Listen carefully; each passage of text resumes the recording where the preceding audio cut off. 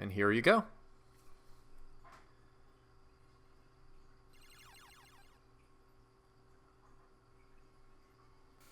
Look at that little Jigglypuff. She's there for you, Laurence. Welcome to Pokémon Blue plus Green.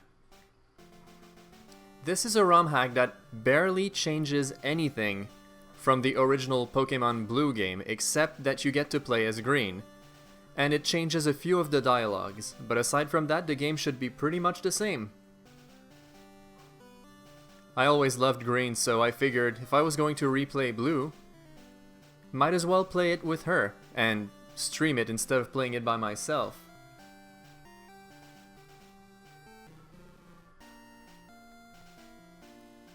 So let's dive in and get started.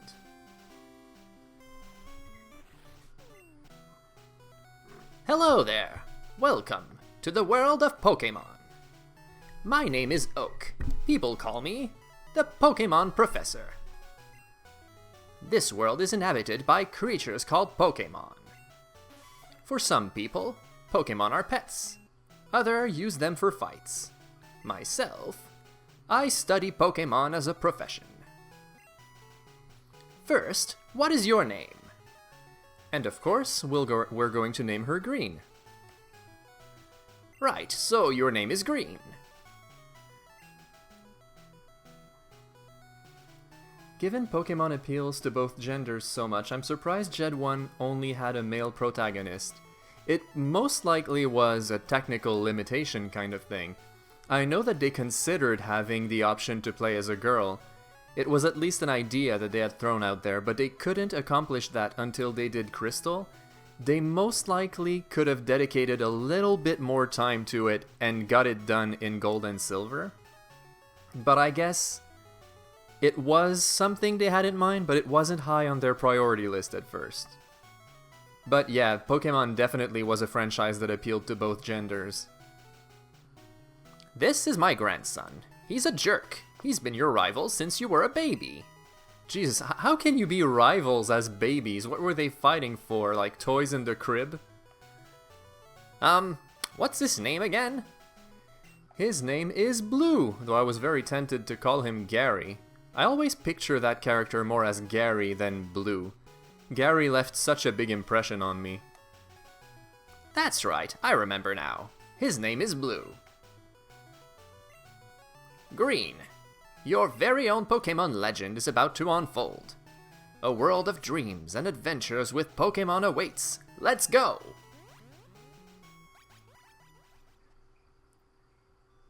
And so we start in Pallet Town, in our cute little bedroom, with a Super Nintendo. That is the most nostalgic thing ever. This little bedroom on the second floor with a Super Nintendo reminds me of my bedroom back in the day when I first played Pokémon. I've asked Nicole how she played Yellow as a kid, and she said she pretended Red was a girl with really short hair. Yeah, Blue is great. Yeah, I had a lot of friends saying that they pretended like Red was a girl. Surprisingly, that's exactly what my mother used to do. She would call Red Mimi when she played Pokémon. Where was I? Oh yeah, so this little bedroom here. Back in my hometown where I grew up, my bedroom was on the second floor, and I remember the very first time I saw Pokémon was when my childhood friend John Eric came over on the weekend, and he had just received Pokémon as a gift. He was back from karate class, and he had just gone up like one belt, and his parents bought him Pokémon Blue, like to reward him for his hard work, basically. And he brought Pokémon over and he showed me the game, and we played it on the Super Game Boy in my room all throughout the weekend. So whenever I start a new game and I see this little bedroom with the Super Nintendo, I'm just thinking of that, like playing it for the first time and hearing the Pallet Town theme, and just the overall excitement of like, oh, which starter should we pick? Like, what are we going to see? Because it was the very first time we were both playing this game. Like, imagine, just go back to that excitement of not knowing what's ahead and thinking like, what Pokemon will I catch? Like, It's what will the gyms look like even? You had no way to know that back then. Oh, nice. So you weren't hunched over a Game Boy. What a nice first experience. That old shitty Windows 95 PC up there in the corner. Yeah, it's probably Windows 95 with a 56K modem. Or, you know what? It probably doesn't even connect to the internet. Let's go see Blue's sister, Daisy. Hi, Green. Blue is out at Grandpa's lab. So, you could go to the lab. I wonder if we can speak to Blue if he's there right now. I always just go straight for the tall grass now. Oh yeah, there he is. Yo, Green. Gramps isn't around. And can we check the Pokeballs? Those are Pokeballs. They contain Pokemon. Huh, I never went to the lab first. Interesting. And here we have the technology is incredible guy, of course. Technology is incredible. You can now store and recall items and Pokemon as data via PC. Wow. They have one of these guys in every game now. Okay, let's step out and get started. Hey, wait! Don't go out! It's unsafe. Wild Pokemon live in tall grass. You need your own Pokemon for your protection. I know! Here, come with me. It's so weird that he makes such a big deal of leaving town, and it makes you wonder, did Green never leave town as a kid? Like, did she spend all of her life in this super small little town, never traveling out just because she didn't have a Pokemon? I would imagine that Green, Red, and Blue would, go out into the fields and play as kids. They had to. It's just Pidgey and Rattata out there. It's not that dangerous. Gramps, I'm fed up with waiting. Blue, let me think. Oh, that's right. I told you to come. Just wait. Here, Green. There are 3 Pokemon here. Aha! They are inside the Pokeballs. When I was young, I was a serious Pokemon trainer. In my old age, I only have 3 left, but you can have one. Choose! Hey, Gramps, what about me? Shut up! Sorry. Be patient, Blue. You can have one too. Should have named him Gary. But because I'm your Pokemon rival now, we're in the... Oh. Should have named Gary Bit because I'm your Pokemon rival now. We're the same. We'll both keep talking shit to you even though you keep beating us.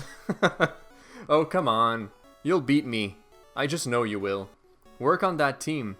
The issue was that most of your Pokemon were weak to the Fairy type, and it just so happened that almost my entire team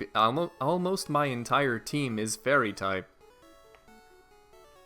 Okay, here comes the big decision. Which Pokemon should we choose? Charmander, Bulbasaur, or Squirtle? So, I usually pick Charmander because he's my personal favorite. Bulbasaur has an amazing moveset that really matches his stats. So he's just the one with the most potential, I would say. And Squirtle, I would say, is easy mode.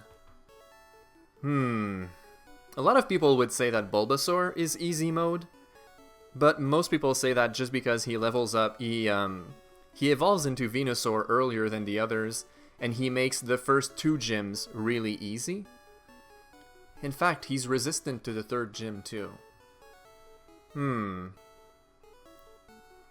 Oh, hi CSS41.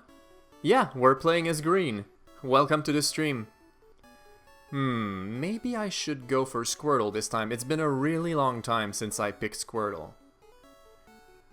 Look at this little guy. After birth, its back swells and hardens into a shell.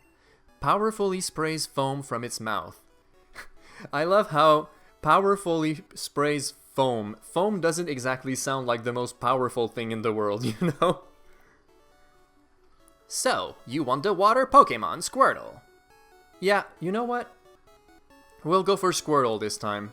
I just haven't played with Squirtle in such a long time. This Pokémon is really energetic. Is this a ROM hack or a sprite swap? It's a... well... You know, I never really realized there was a difference. It's both. It's a sprite swap in the sense that it changes your character for green, but it also changes the dialogues accordingly as well, so they'll refer to you as a girl. Do you want to give a nickname to Squirtle? Nope, no nicknames.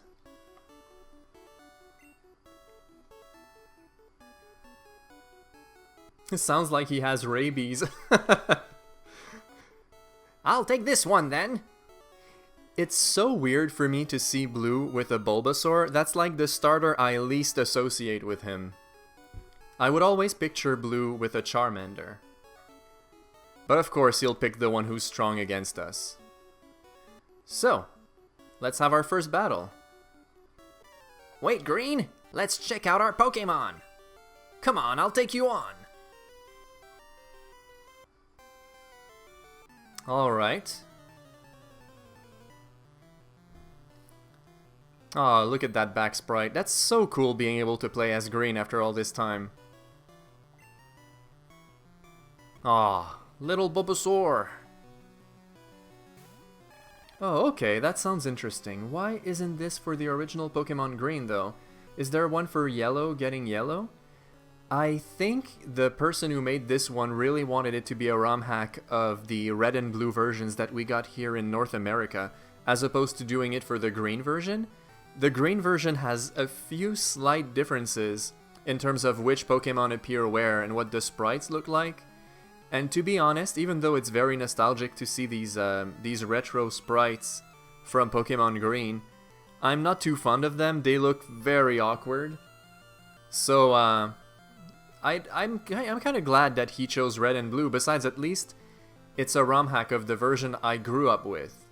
Pokemon Green I only played once I finally had access to the internet and got a ROM, you know?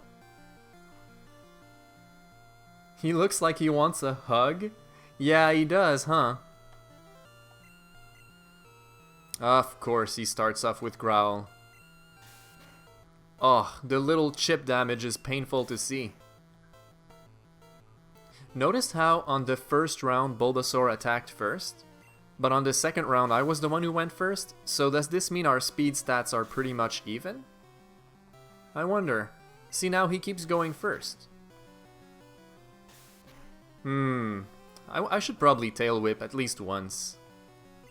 Because he's been using Growl so much, just to make up for that. Hug time! That's right! Oh, this is awful. I'm glad we recovered that potion from the PC before coming here, because if he gets a crit on us, we'll lose our first battle. And we can't afford that.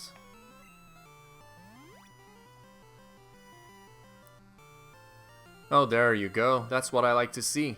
You missed that tackle, Bulbasaur. Yeah, like, this first battle here can go so many different ways, depending on who gets a critical hit, who misses their attack. Like, there's so... You only have a few moves, so you'd think that it leaves very little to the imagination, but it just goes to show how wrong things can go. Sometimes I end up not having to use the potion at all. But we didn't get so lucky this time.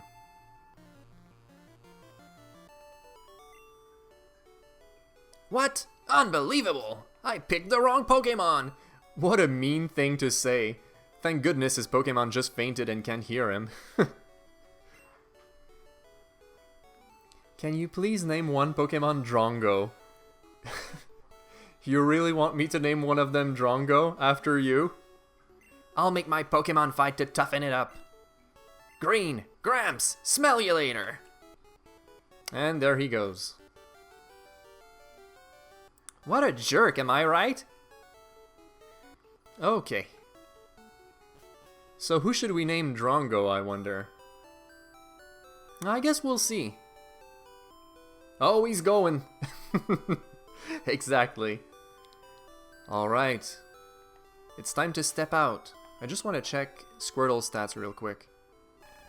So the defense stat is highest. That makes sense. Oh yeah, I guess the way these starters are set up, Charmander would be the fastest one, Squirtle would be the one with the most defense, and then Bulbasaur would be the one with the most special attack. I think that makes sense. Man, it's a shame you don't spend more time in Pallet Town, because this music, I love it so much. I think this music is the embodiment of childhood nostalgia. But, much like it said on TV, all kids have to leave home one day. So let's be off. And so our first wild Pokemon encounter. And it's a little Pidgey-boy. I gotta admit though, even though I love these nostalgic sprites, Pidgey's face over there is not the most expressive, is it? It's kind of creepy how they gave him more like realistic bird eyes. This track takes you back a bit? Yeah, me too.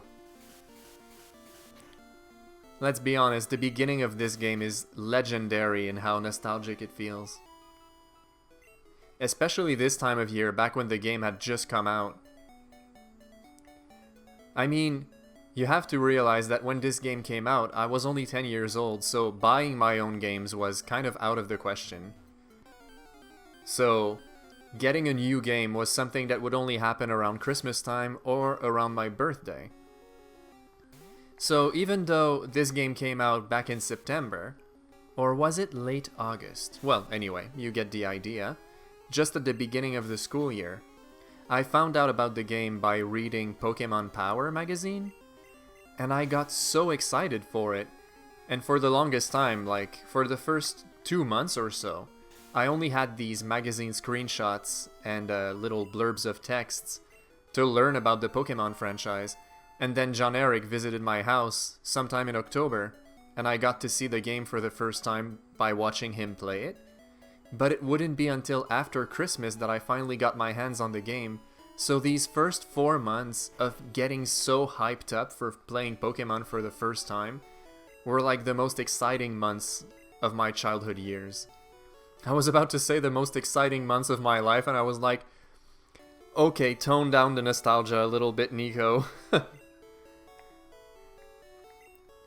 Let's see here. Why do you think they've done Kanto, Blue, Gold, Fire Red, Hard Gold, Let's Go 5 times? It's the best region. It's definitely the most iconic region. It's interesting because when you look at Kanto as a whole, it doesn't have a lot of very exciting things to see. You know, like how in Generation 3, for example, they'll have a volcano in the region. Or, oh, Duskbringer, hi there! It's been a while since I saw you.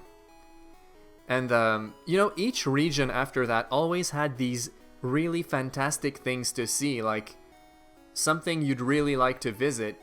Kanto, it's got a cycling road, it's got the St. Anne, it doesn't have any really super exciting locations, but it feels like a comfortable pair of slippers. It feels like being back home when you play Kanto. Let's see here. I honestly got into Pokemon games in Platinum myself. Saw this game on Nintendo 64 on Friend, but that's it, was more of a Sega console kid. And then CSS41 asks, do you exist? Do you exist? What an existential question. That's why I love it. It reminds me more of going on an adventure in your home neighborhood. Exactly. That's exactly it. It reminds me of that. Growing up in that little country town where I grew up, I would always go out with my friends and go like on pretend adventures. We'd play like in the fields and in the woods. So Pokemon really resonated with me when it came out. It was the perfect game to go out and play pretend like we were Pokemon trainers. Which ironically is pretty much what I imagined that Blue, Green, and Red used to do when they were kids. I'm sure they would play pretend that they were Pokemon trainers too. And then one day, Blue like probably saw some competition like the Pokemon League on TV, and it inspired him to leave on his own journey. So he said to Red and Green that he would become a Pokemon Master, and that they should join him. So that's how I picture that Red, Blue, and Green left on their journeys. It's my own little headcanon for these three. Do you exist? Do you breathe oxygen? Look at CSS41 asking all the real questions here. And then Dustbringer says, shame newest Pokemon game Sword and Shield did not draw interest enough to get a Switch, sadly. Oh, so you don't have a Switch yet? I see. Pokemon Sword and Shield is an odd little game. It's got elements in it that I absolutely adored, mostly the character designs and their personalities, but the game itself had so many good ideas that were poorly executed. How is my old Pokemon? Well, it seems to like you a lot. You must be talented as a Pokemon trainer. What? You have something for me? So we give him back his parcel. Whatever's inside, we will never know.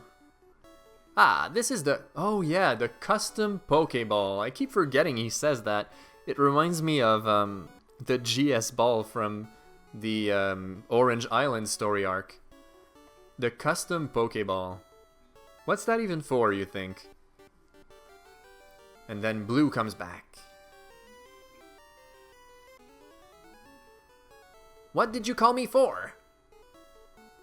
Oh, right. I have a request of you two. On the desk there is my invention, Pokédex. It automatically records data on Pokémon you've seen or caught. It's a high-tech encyclopedia. Green and Blue, take these with you. And so, now that we have a Pokédex, we can actually start catching Pokémon. To make a complete guide on all the Pokémon in the world. That was my dream. But I'm too old. I can't do it. So, I want you two to fulfill my dream for me. Get moving, you two. This is a great undertaking in Pokémon history. Alright, Gramps, leave it all to me. Green, I hate to say it, but I don't need you. I know, I'll borrow a town map from my sis. I'll tell her not to lend you one. Ha ha ha ha! And there he goes. Man, your grandson really is a jerk, isn't he? Ah, tell me about it. Sure, gameplay was good. Story, though, not so much. But I cannot deny that the 6 Kirby as Pokemon were amusing. Oh, Phalanx, yes. That is such a cute Pokemon. I have a friend who's completely crazy about Phalanx. Did you ever see that video where there's like this Phalanx crossing the street and the trainer from Sword and Shield has to wait while they cross and it just goes on forever? Grandpa asked you to run an errand? Here, this will help you. I thought you would say take this. So we got our town map that we most likely won't ever use.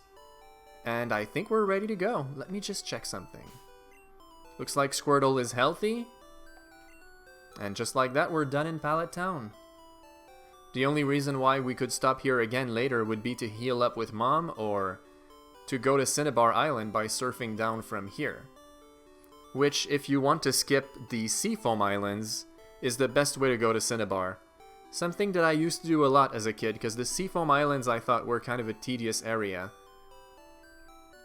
Now, not so much. Alright, let's go buy some Pokeballs. There's no point fighting anything here until we can get our first Pokeballs after all.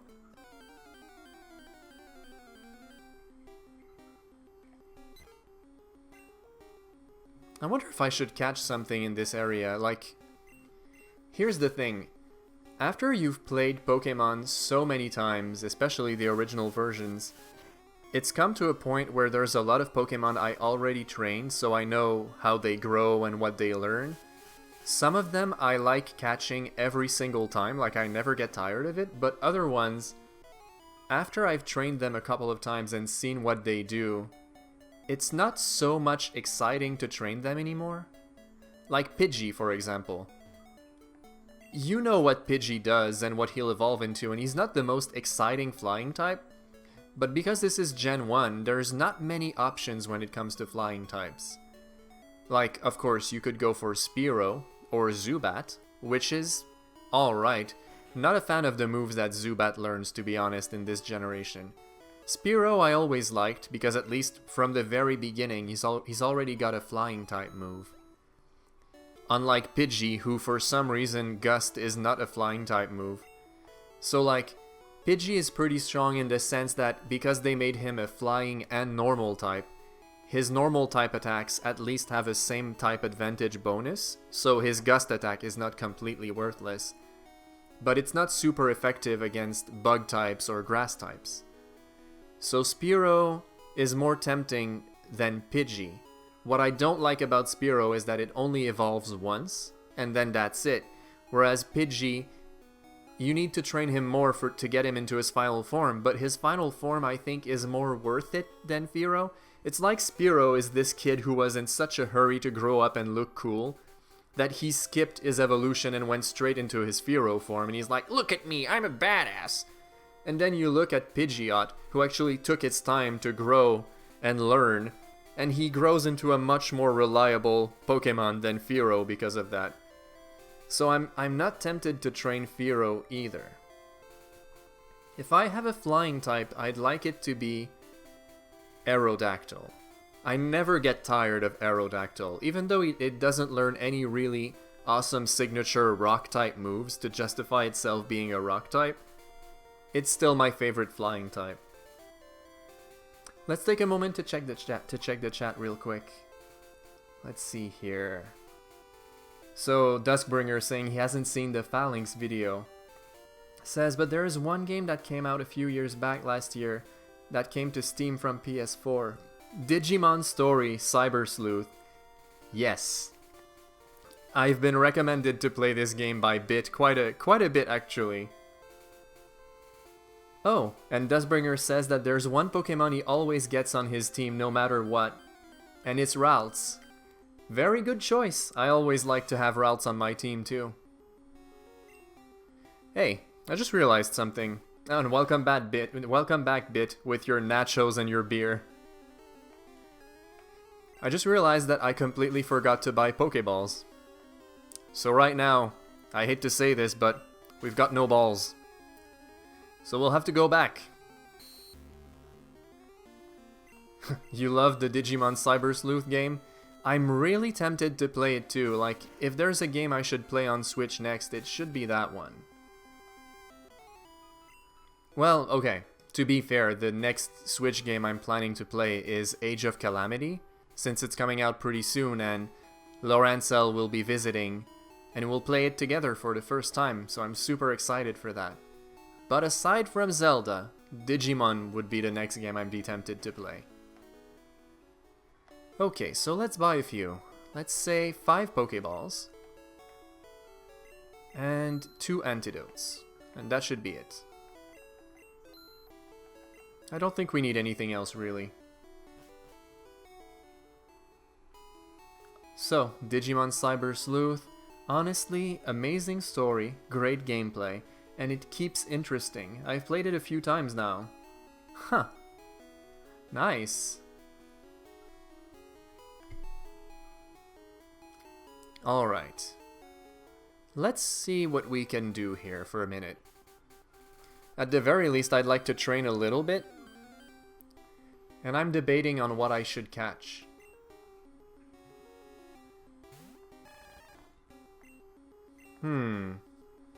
Decisions.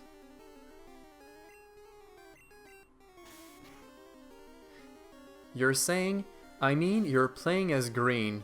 She wouldn't. So what do you mean she wouldn't? I kind of forgot what I was talking about when you said that.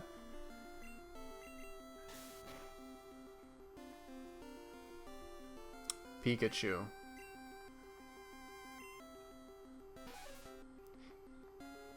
If you're saying that we should catch a Pikachu, you don't even need to tell me. A proper Pokemon Let's Play for me would never be complete without me catching Pikachu. Like, a playthrough doesn't feel complete without Pikachu for me. It's not the most original choice, but hey, I can't I can't lie, like I would never be satisfied with myself without Pikachu on the team.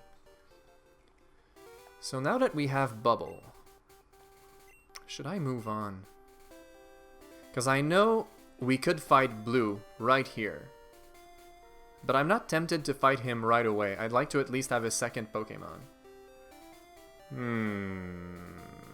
Let's move on. We'll come back here later.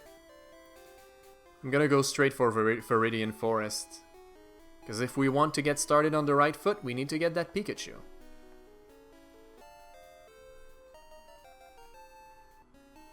The joke you told? The anime did this to us? But I don't know what you're referring to. That's the problem with these streams. Sometimes I'll say something and then I'll read the chat a minute later and I'm like, what did I even say? I'm sorry that I don't remember. You'll have to refresh my memory. Let's see what Dustbringer says. Okay, I need to ask. If you could get a Digimon partner, what you'd like to have, and which evolution line? Rookie, Champion, Ultimate, Mega. I wish I knew more about Digimon and I'd be able to tell you exactly what I like. Oh, you said we have no balls. You focused on that of all things? I'm almost ashamed with myself for that horrible joke. And I'm like, well, you are green. Yes. Yes, indeed. Ah, Bit. You truly are a man of culture, aren't you? Okay, there you go. How do you like that my very first Caterpie that I'm going to catch is not even in Viridian Forest? Like, that's so odd catching Caterpie outside of the forest like this. Oh, Luna got crazy with that Pokeball animation for some reason. You like that, Luna? It's not moving anymore, girl. Let's see. Oh, it's only 1 feet tall. It's only 1 foot tall. Its short feet are tipped with suction pads that enable it to tirelessly climb slopes and walls. Aw, little Caterpie, I love this guy. He's so precious. So let me think about Dustbringer's question for Digimon for a minute there. If I had to choose an evolution line from Digimon from the very few that I've seen, let me try to remember the name of Mimi's Digimon. The plant Digimon that Mimi uses, I always liked that evolution line. So there's that one that I would definitely like to have. But I also... Palmon? That's Palmon, okay. Palmon, what a pal. Okay, I'll see myself out. Oh no, I healed twice. No, no, no, no, no. I don't want. Bye-bye. Okay, so... Palmon I like, but there was also another Digimon I really liked. And it was, oh my goodness, Joe's Digimon. In the form that he was most commonly into the show, I thought he was the most adorable thing ever. But see, like, it goes to show how little I know. I'm only referring to the Digimon that we saw in that first season, and even there, I can't even remember their names. That's how much I know about Digimon. Like, I could... I don't want to brag, but like... I feel like I'm almost like an encyclopedia when it comes to Pokemon, at the very least the first generation. And then when it comes to Digimon, I'm so clueless. I could name the few Digimon of which I remember the names, like from the very first season. Just let me think. I remember Agumon evolves into Greymon, and then Greymon into Metal Greymon, and then War Greymon. So I remember that. You refresh my memory for Palmon, which evolves into Togemon. And then Piximon, I guess, the next one? Palmon is actually a starter in Cyber Sleuth. Plant type. Fun thing is, unlike Pokemon, Digimon does not have a set evolution line. Yes, that's something I always thought was really weird. it's so alienating for someone who's grown up with Pokemon to see that these Digimon can evolve into several different things. It's an interesting concept, but it's very hard to grasp for me. So, like, if you had to describe how Digimon evolution works, how would you describe it? Like, in terms that I could easily understand.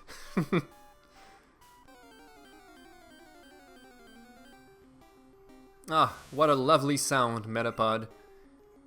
You have a beautiful singing voice. Speaking of really weird sounds that Pokemon make, it reminds me of something a friend had told me back when Pokemon X and Y came out, and they actually gave a proper voice to Pikachu. So instead of doing the traditional Pikachu sound that we were used to from previous games, they actually made him go like, Pikachu, you know? So my friend had this Pikachu, and he trained it all the way, like, until very late into the game, and he grew attached to his Pikachu. But then... sorry. But then when he evolved this Pikachu into Raichu, and first heard how Raichu sounded like, it went from going like, Pikachu, to going like... and he was like, oh no, my Pikachu lost its soul. Let's read about Digimon evolution. Let's educate ourselves. So Bit says, good thing is, Nico, in Cyber you can pick who you want them to turn into. So when you say pick who you want them to turn into, is it that each Digimon can evolve into, like, for each stage you choose between like 2 different forms? Let's try to understand this a bit better. It is weird, but also refreshing in a way. One time you can evolve your Palmon into Togemon, but then you can revert back, and instead, evolve it into Treemon. Also, Mimi's Palmon's ultimate was called Lilymon. Oh, there it is, Lilymon. Yes, I love that one. Says the guy who couldn't even remember her name. Lilymon, there you go. I remember seeing the concept art for a Digimon that I thought had a really cool looking design. I believe her name was Lilithmon. And she looked like, I would say, a demoness. Almost like a succubus kind of character, but more like a traditional Japanese succubus character with a kimono, and she looked really elegant. That was a gorgeous Digimon design. Let me check something real quick. If I want to start training Caterpie, I think I'll do the switching strategy. And I'll beat these trainers. Oh! Oh! Bit? You like Lilithmon? Is this one of those I see you are a man of culture as well situation again? Because if it is, it's very true to form for you and I to have the same favorites once again. She's in your party. Ah, I see. Oh no, Dustbringer says, you too, huh? What, is that something you hear a lot? Do people really like Lilithmon? Because she's got a beautiful design. Like, I was so surprised when I saw her. It's interesting because most of these humanoid-looking Digimon, usually their faces are obscured, so you don't see their humanoid features too much. Like, Lady Devimon and Angel Woman and Angelmon, they always had their faces obscured. So what I liked about Lilithmon, what I thought was different about her, was that you could clearly see her face. It almost makes her seem a little out of place as a Digimon that you can see her face like that. But also makes her stand out quite a bit. Let's see here, it says... Her Phantom Pain is real useful, self-heal and damage, yeah. That, and I went, Angel and Demon theme for my team. Lucemon? Loosemon? Is it like Lucifer, but as a Digimon? Who is Loosemon? Lucemon. I never know how to pronounce these. Bit says, I mean, it's a bit odd. A 16-year-old is telling a immortal demoness what to do. Well, it's kind of like that with Pokemon too. When you catch these ancient legendary Pokemon who've been around since like the dawn of time, and this little 10-year-old kid just shows up and catches that Pokemon. It's almost like you have a deity, like a god, in your team. I guess it's supposed to make you feel like your hero character is really something special, that he gets to befriend this like ancient creature. But it's just it's a little weird, isn't it? Loose as in Lucifer. Yeah, there you go. That's what I thought. That was my first guess. And here's another Weedle. Because that's so exciting. Actually, it is kind of cool. I remember, back when I first saw the game, my friend had the blue version, and we kept coming across Caterpie over and over, and we saw these trainers with their Weedle. But we couldn't find Weedle in the forest, it just never showed up, and because of that, it made Weedle seem like this really special, cool Pokemon for me. And then when I ended up getting the red version, all I saw in that forest was Weedle over and over again, and kind of ruined that. But I guess for a little short time in my life, Weedle was this really cool and special Pokemon. Especially because in the anime, Ash catches Caterpie without breaking a sweat, and then when he tries to capture Weedle, he can't pull it off. So it made Weedle more like elusive and cool because of that, if that makes any sense. I want the ability to play as any age or gender in the next Pokemon. I want to play as a cranky old man or a 45-year-old career woman. I mean, it would be awesome, but then how would they make that work with the story? Like, you know how in the game you're usually a kid leaving on your journey and the whole game is built around you being a beginner and like growing? So if you were to start... Oh no, I forgot, I'm poison. If you were to start right from the beginning as an adult character, then they'd have to come up with a different story for that, right?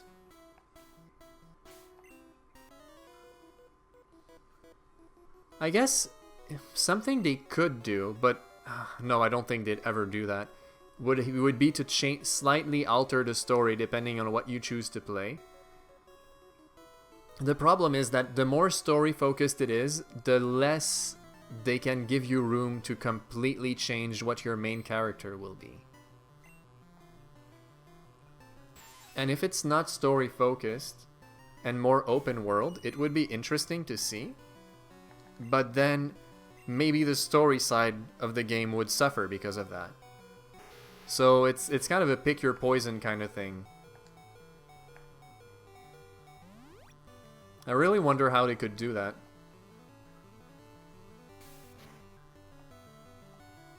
But I'd love to see their take on a more open world Pokemon game, that's for sure. Let me see here. Dustbringer says, though of teams, one I'd like to have as a partner would not be in that game, unfortunately. For Rookie, Salamon. Mikemon for Champion, Bastemon for Ultimate, and Beelstarmon for Mega. You sure are naming a lot of Digimon I've never seen. I don't think I've ever seen any of those. 3 backstories. If you're old, you're going to relive your childhood. If you're an adult, you missed your journey as a kid and you're doing it now after college. If you're a kid, it's regular. I suppose they could make it work.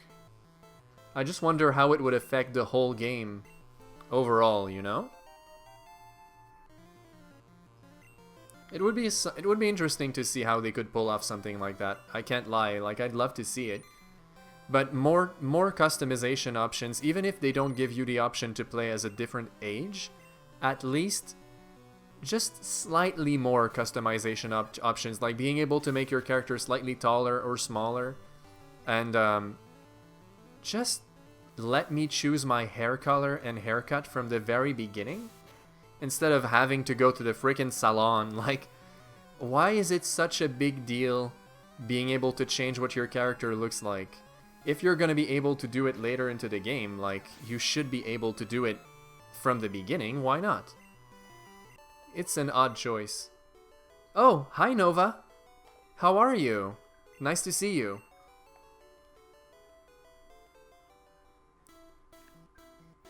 We were discussing how interesting it would be to have a Pokemon game where you can actually play as not just a kid character, but like more having different ages for characters that you could play and how it would slightly alter the story.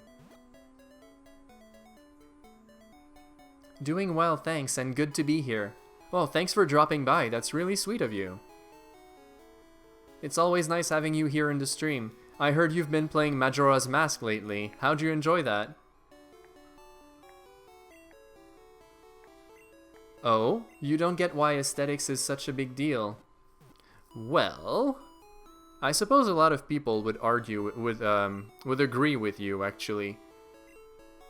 From what I understand from Laurence Hell, she doesn't really care that much about what your trainer character looks like as long as the game is fun, and like, I completely respect that sentiment. But aesthetics can be important depending on how you approach the game. Like, without getting too personal into why I think it's important for me at the very least. Back as a teenager, when they started to have all these customization options, like just giving you the choice to play as a girl, for example, I really enjoyed that because I associated a lot more with the girl character. And being able to play as a girl and customize like her haircut or how she dresses like and everything was kind of a way for me to express these sentiments that I had, like. So I guess it was kind of therapeutic to play these games in a sense. So the aesthetic side of things became a lot more important to me just because it allowed me to like express myself in that sense. But I can understand like maybe a video game where you train little monsters and have them battle and go into these championships is not necessarily the most fitting place to put a big focus on aesthetic. So I can understand that for sure. Oh, you're wondering why I didn't bring up Zelda? No, I did. I asked how she was doing in Majora's Mask. Because you told me that she was streaming the game and playing it for the first time. She said, I like the temple, but to be honest, I hate the game. Oh, the Forest Temple. I like the classic Zelda games better, or Breath of the Wild, or Hyrule Warriors. Ah, I see. The stream skipped? Oh dear, that's not good. I hope it wasn't doing that for everyone. Ah, I should probably switch. It's no use trying to train little Caterpie just yet. And then Laurence comes in with her own Zelda opinion. Let's see. I love every Zelda for different reasons. Every single Zelda. Is that so? The internet hates me for hating Ocarina or Majora. Well, do you truly hate them? Or is it more that that you feel like they're not for you specifically?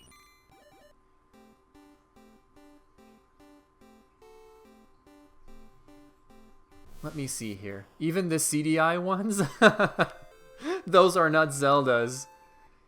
You don't enjoy the gameplay style. Well, that's fair. I mean, it's one of those situations where I think, having grown up with Ocarina of Time and Majora's Mask, we interpret these games a lot differently because back when they first came out, it was such a refreshing take to see these games. Like, it was a brand new style of gameplay, and it kind of took the world by storm at the time. But like, the gameplay itself, I suppose if it's your very first time playing it, and it's all those years later, and you've played other Zeldas before, it can seem a little clunky? I'm not sure how to describe that. The CDI games are memes, not games. Yeah, pretty much. Nova says, oh yeah, I respect that both Ocarina and Majora's Masks are pillars / major achievements in gaming and stuff. And then Bit says, "Ah, yes, let your hatred consume you." I just don't enjoy playing it. I hate the pacing and I hate the fighting mechanics. Ah, I see. So, when it comes to a 3D style Zelda game, you really like more the battle style in Breath of the Wild, where it's more about the physics and how you can use them to your advantage. Like, it's not so stiff and locked as in Ocarina of Time and Majora, where you have to like Z-target the enemy and you're always stuck fighting them the same way.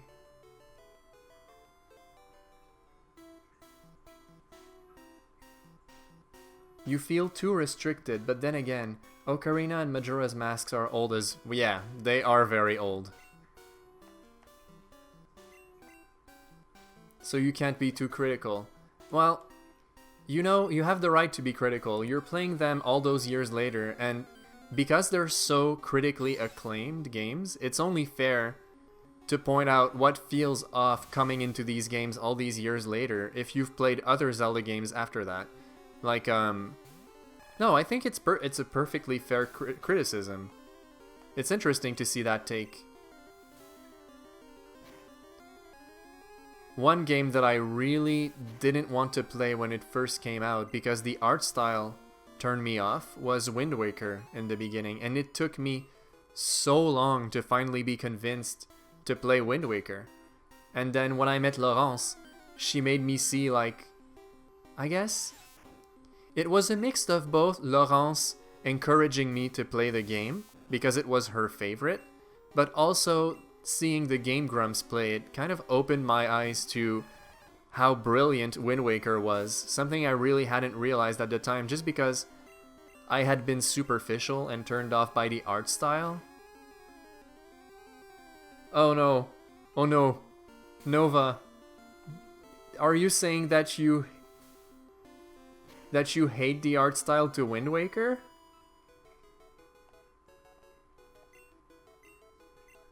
Laurence says, Wind Waker is good boy.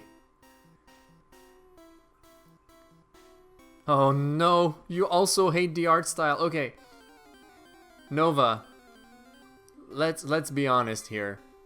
Like, the art style is not bad per se.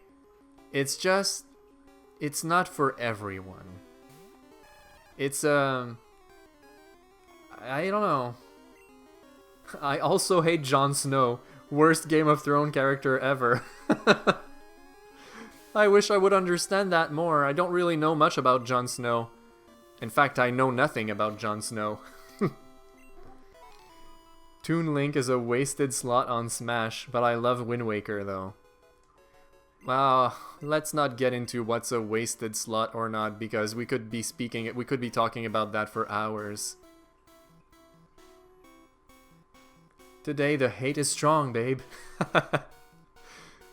So, yeah, Wind Waker, when I first saw that art style back then, I couldn't understand why they had decided to go with that. I really thought it was trying too hard to be special. Like, oh, look at us, we're so artsy and timeless. Like, it really sat wrong with me at first.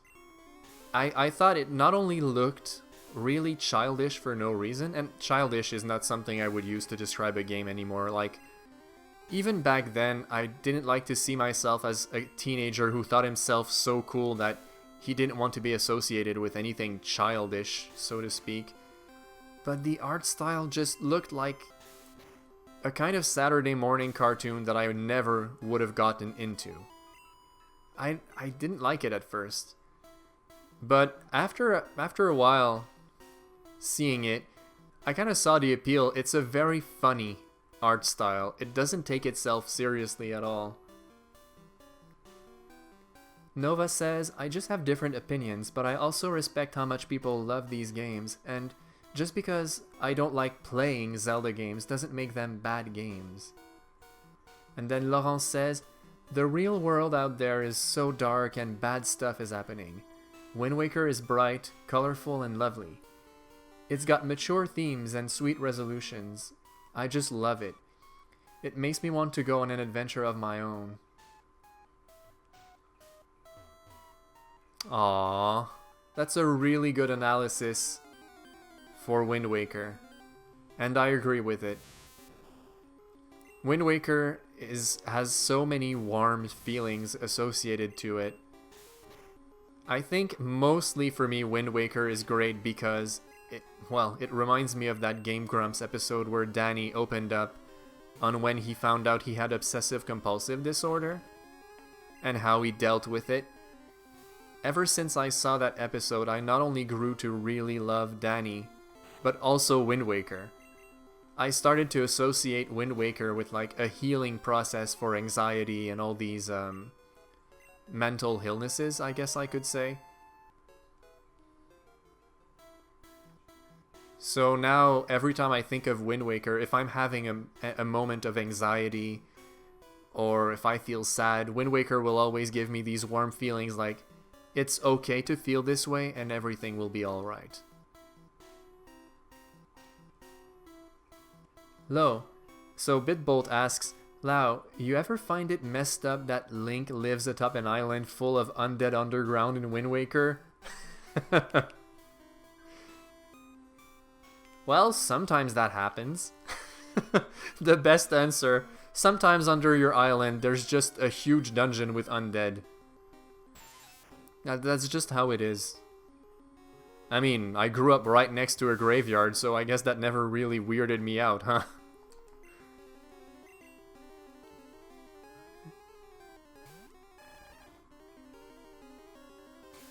Because I thought that was cool. It is cool. And I love that dungeon. There was something about the GameCube era of games. They were really about having these long bottomless pits dungeons where you would fight like a gauntlet of enemies, one after the other. They did the exact same thing in Paper Mario on GameCube, just like in Wind Waker. And I love these two dungeons. It puts your battling skills to the test. And it just so happened that the one in Paper Mario was one of the best areas in the game to level up also. Laurence says, I lost my mother as a kid, and Wind Waker truly helped my brother, sister, and father to go through. So yeah, it helps fight the hard stuff. Yes, I completely agree with you. There's something about Wind Waker that just heals people, I think. I kinda wish I could meet the game creator of Wind Waker and just thank him for that. Maybe someone already did. I'm hoping.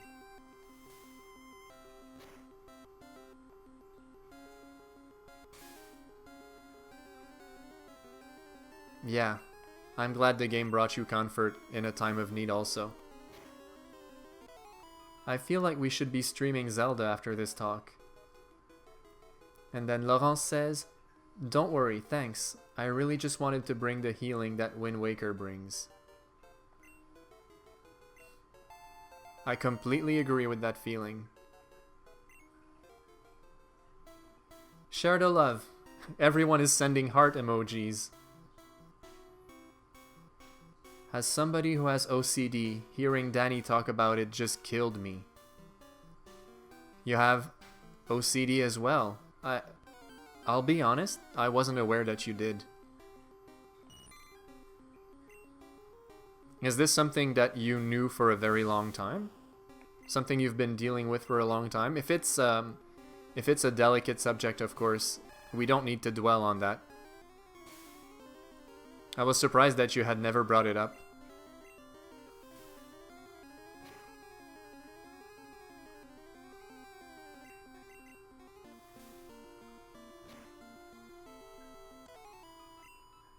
I mean, I can safely tell you that one of my biggest issues that I discovered I had a few years back during summer vacation was anxiety.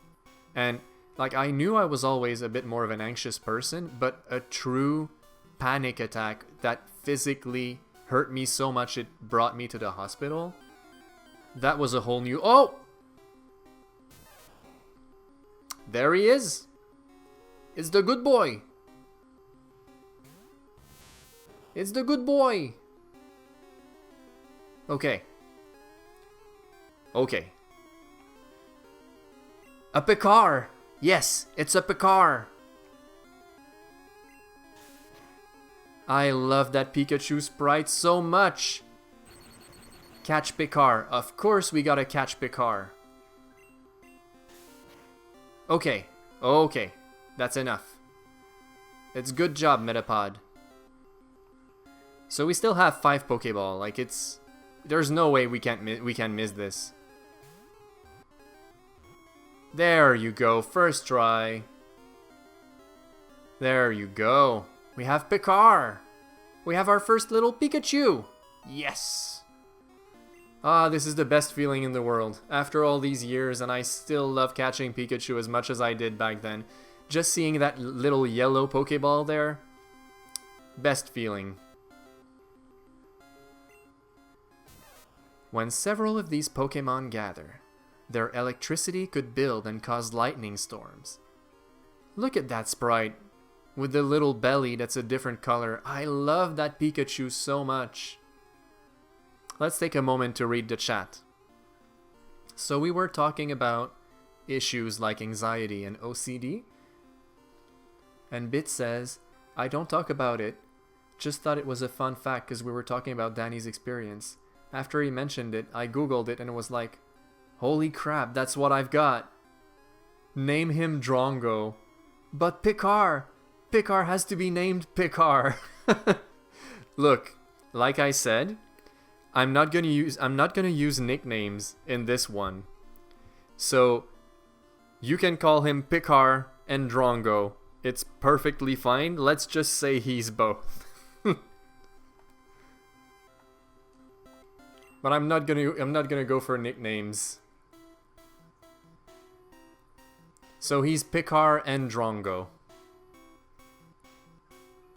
Oh, Laurence, don't be sad. Don't be sad. You know he's a Picard deep down. Don't be mad. Oh. You've made her mad, Nick. Yeah, well, I mean, you can call him Picard. It's fine. He's a Picard. We can't be friends anymore. Oh. Oh no. Oh, that's rough. Look at that speed stat, though. Boy, it's beautiful. It's a beautiful speed stat. I kind of lost my train of thought when Pikachu showed up. See how Pikachu makes the world better? Just by being there. Well, long story short anyway, regarding this whole anxiety situation. So that summer, I discovered like what a real panic attack was like. And but on the very same summer, I also learned how to accept it and deal with it.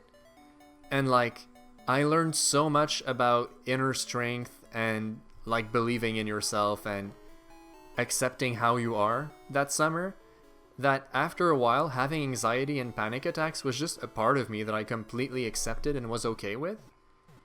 And the more I accepted it, the easier it became to deal with it. To a point where I was like, yeah, if I get panic attacks or fear or anxiety, it's just because I'm human and I'd rather have these emotions than not feel anything at all. So I accepted them.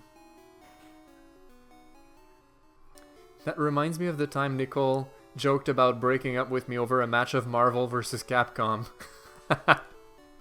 Oh boy, what was the outcome of that match for it to be this bad? And am I reopening old wounds by bringing that up?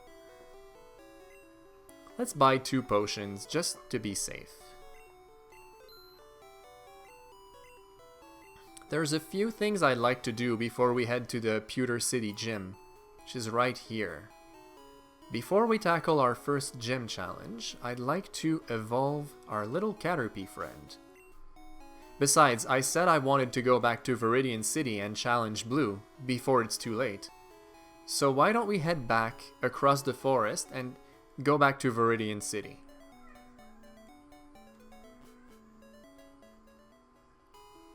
Nico, you're a skeleton, stop lying. Oh my god, that was 9 years ago, get over it. I never let her forget this. And then Laurence says, I do that all the time, but I say I want a divorce. When we're not even married. How very true. Let me see how long it will be before our little Metapod evolves into Butterfree. Oh, by the way, speaking of Metapod evolving into Butterfree, how sweet was that scene in the anime where Ash and Misty are sleeping and you see Caterpie and Pikachu talking together under the moonlight? And then Caterpie just looks up at the moon and he sees this Butterfree. And he's like already dreaming of being a Butterfree and being able to fly. Man, I love that scene. The first 3 episodes of Pokemon are so magical. Well, I'd say episode 1 and episode 3 are the most like magical ones, whereas episode 2 in the Pokemon Center is more like it's the first taste of how cool the show could get when it got really action-packed and the stakes were higher. Kind of like the St. Anne episode. So I guess my 2 favorite styles of episodes in the show were when it got more magical, when they would show the world in a more magical kind of point of view, like the first episode or the third one, and then when it got really action-packed, like the Pokemon Center Attack episode or the St. Anne. And I guess my third favorite type of episode would be the really good gym battle episodes, like the one where he challenges Brock, and then the Lieutenant Surge episode. Then again, I guess there's another kind that I really like. And it's the ones where the world building is really solid, like the one where they go to that school and they meet Joe and Giselle, and it really shows that you can't just base yourself on the game mechanics, because the show operates on a whole different kind of logic. Lieutenant Surge episode is my fave. Oh, then you'd get along very well with Laurence, because I think it's one of her favorite episodes too. She just rewatched it for well, I was about to say rewatched it for the first time. That doesn't mean anything. She saw it again for the first time in a long time yesterday. And I remember her really liking that one. It's true that it's a really good episode, and I love how it develops Pikachu. Like, it really made... I guess Pikachu always had a lot of personality since episode 1, but it's one of those episodes where Pikachu's personality really shines. Surge's Raichu made Raichu my favorite Pokemon of all time. Man, you have such great taste. I have Raichu in my team every single Pokemon playthrough that I do. I'm back, what did I miss? Oh, we were talking about what kind of Pokemon... Well, I can't just include everyone, I'm sorry. I was saying what kind of Pokemon episodes in the anime I enjoyed the most, and then we started talking about the Pikachu versus Raichu episode and how great it was. And how Raichu became Nova's favorite Pokemon because of that episode. If we do the strategy where we bring out Metapod first and then switch against Blue, we're probably gonna get enough experience to get really close to evolving. So maybe I could go for that, but then again, Blue has a Pidgey and I'd really like to fight Pidgey with Pikachu. Nikki loves that one. Nikki? Oh, Nikki is Nicole. I never heard you use that nickname. Huh. I was like, Nikki? Is that my new nickname? Oh no.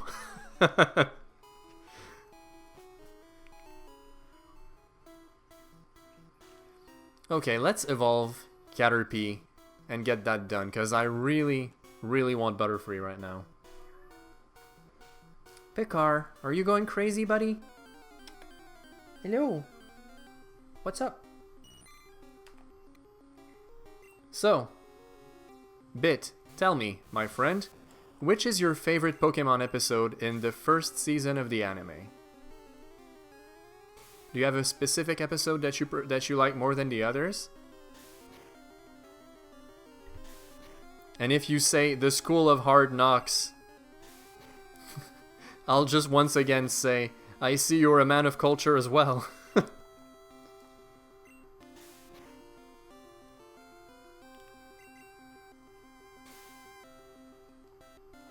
Oh, another episode I really liked in the first season was the one with the lighthouse and that giant dragonite. It had such a mysterious feel to it. Dustbringer says, to be honest, I don't remember season 1 that well. Well, that's okay. Are there any episodes that were memorable enough that you still remember them to this day? Yeah, what I really liked about the Mystery of the Lighthouse episode was how it really built up how the world of Pokemon still had a ton of undiscovered species, which really works well with future seasons when you think about it. At the time, it was baffling to think that outside of the 151 that we were familiar with, there could be more, and every time they even hinted at a new Pokemon back then outside of those original 151, it was the most exciting thing ever. And that episode like embodied that feeling for me. Andrew, okay, Bit says, Episode 1, I cry every time whenever I see Ash standing up willing to die for his Pokemon. In that moment, he earned Pikachu's respect. I met with Ash's voice actress and she told me that she had to do more takes for that than any other episode. That's how you start a series. Oh my goodness, you're right. That's such a great scene. And then when they wake up after the battle and the sun just rose and like they're looking at each other like we won. Oh my gosh, that episode. And then they see Oho and that music is playing, and that's just the beginning of their journey. Man, what a great episode. It's one of the most powerful moments in the series. Also, Pikachu being an asshole, and that gives me life. I agree.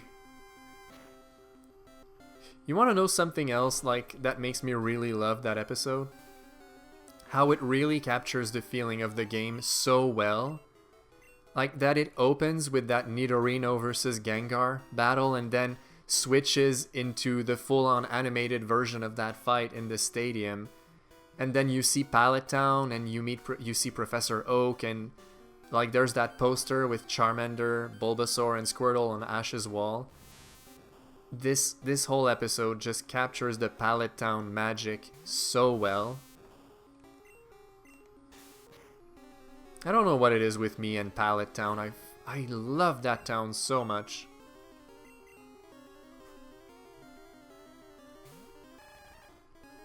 Oh, Dustbringer says, there are a few I remember a bit, like one with Gengar, Haunter, and Ghastly, and the one with the giant Gengar. Ah, the giant Gengar episode. Funny, I just saw a video that Bit shared with me about that. That was such a weird episode. I remember... Oh my goodness. Sorry that I always go into all these big nostalgia tangents, but I have to say it.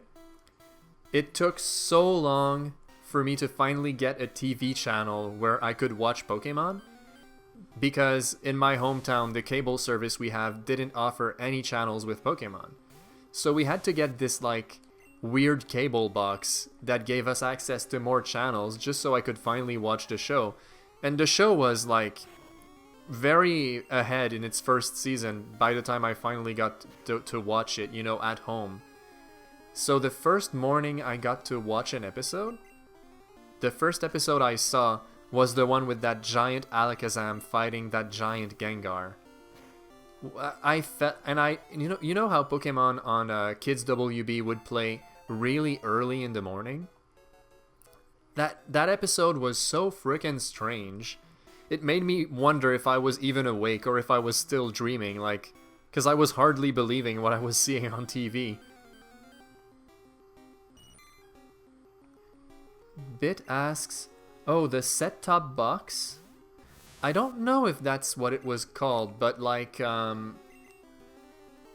basically, I would say, so in my hometown, like the cable service was extremely basic. It would bring us like, I don't know, 30 something channels, most of which we would never watch. But then with that little cable box that we added to our service, it would give me access to like 15 more channels, including YTV and Fox. And when I finally got access to Fox, that's when I was able to watch Kids WB on weekday mornings and on Saturday mornings, and that's where Pokemon was. So I finally got to watch the show. Oh, Nova says BRB. See you soon. Anyway, I mean, why am I even saying this?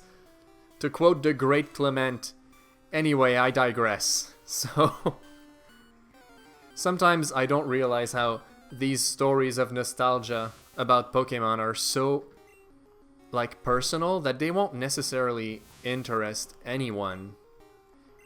Like, to me, it's such a emotional thing to talk about Pokemon because it takes me back to a very warm and cozy place in my life, and it's just this feeling of excitement. But everyone has different nostalgic Pokemon stories to share, which, to be fair, I would love to hear other people share stories like that because I'm sure I could relate quite a bit.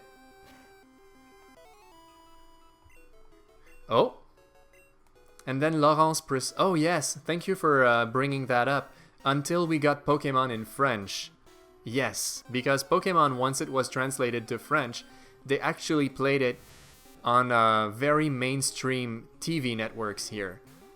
And so everyone got to finally watch it, and that's when it just completely blew up in popularity here in Quebec. Well, here in Quebec, I would say. I was about to say no, mostly in Montreal, but no, like, in the entire Quebec province.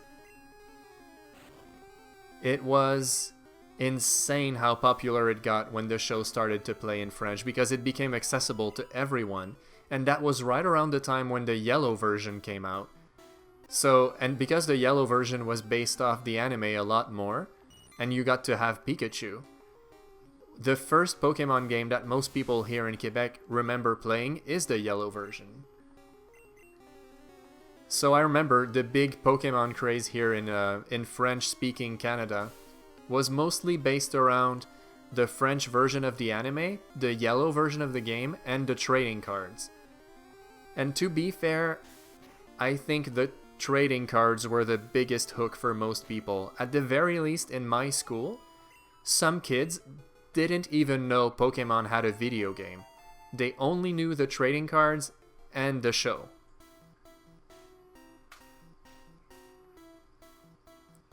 Oh, Laurence says, no, wait, hold on. Let me go back up a little bit into the chat.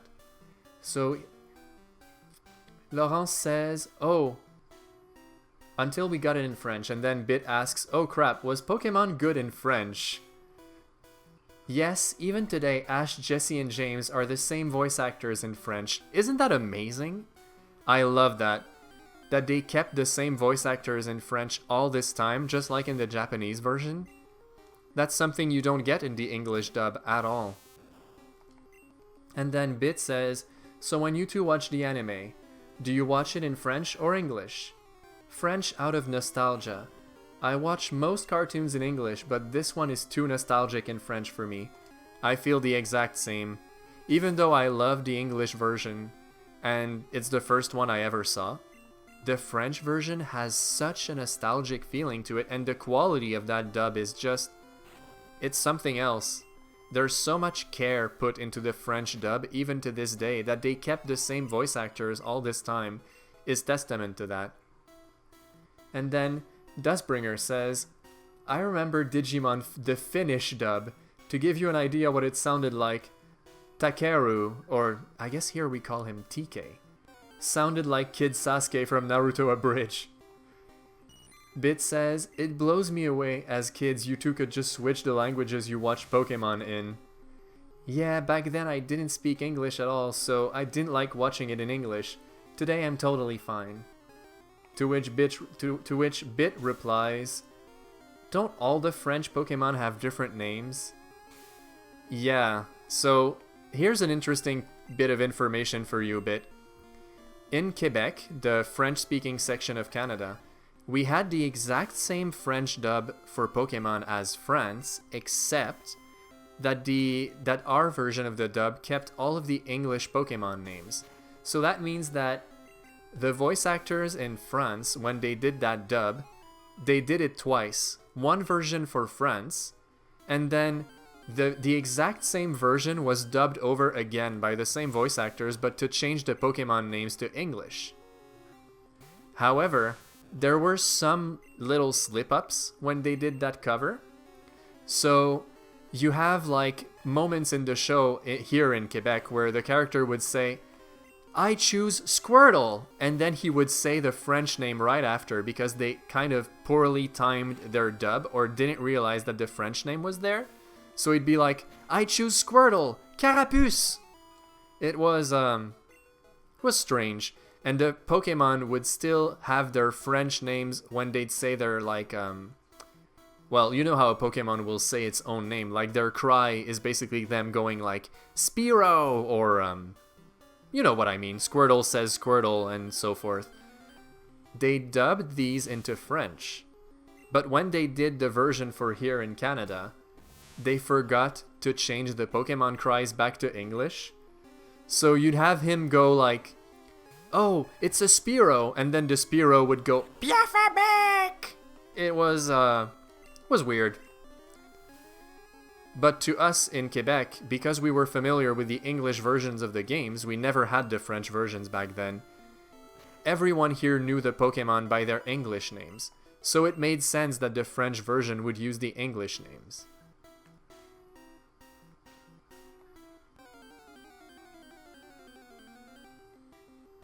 Oh, there you go. Exactly like Laurence says.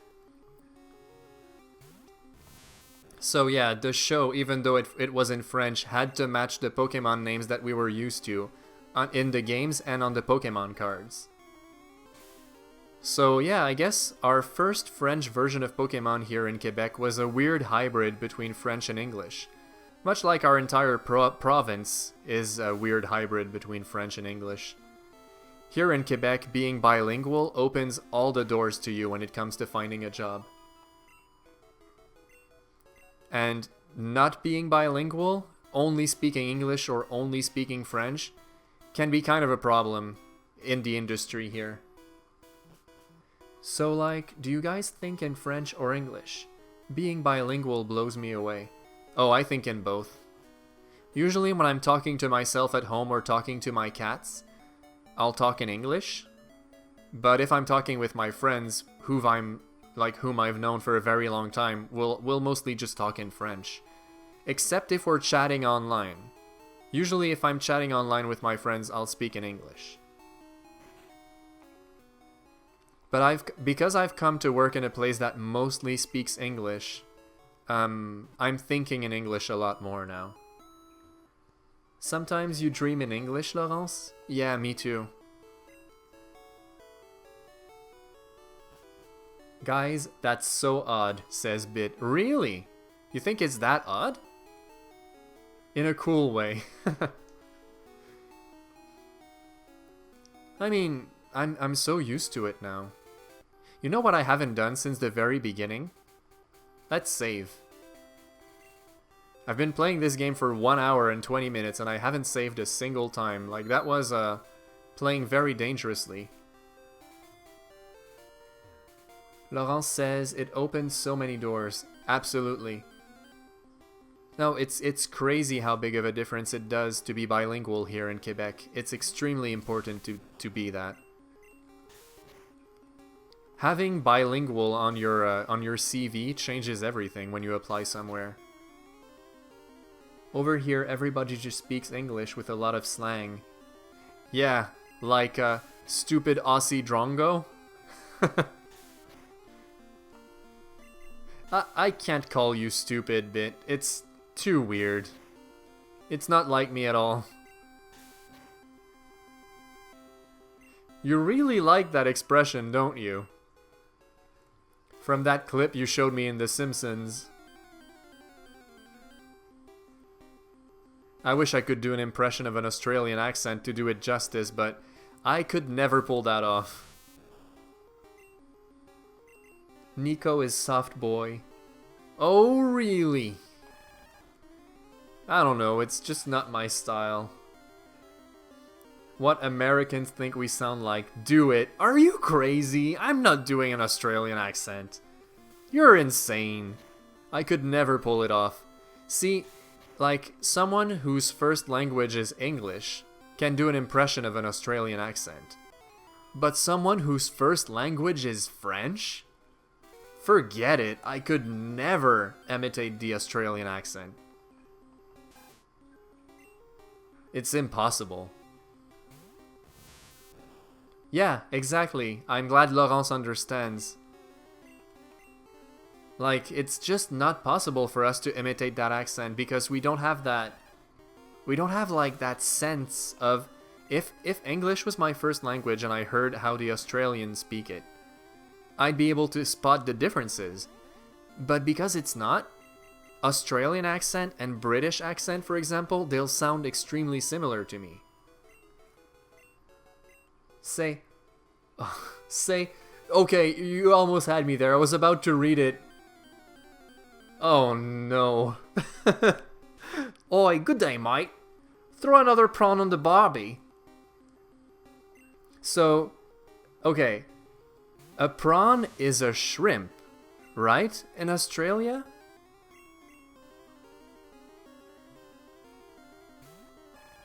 I think that's what you told me. You told me that when you go fishing, you use prawn. Yeah, so prawn is shrimp. Interesting. Frickin'... They're called prawns. G'day, mate. Mate. It's so weird, I can't do it. That's the most you'll hear of me trying to make an Australian accent. You fool of a toque. Man, it's hard work evolving Metapod into Butterfree.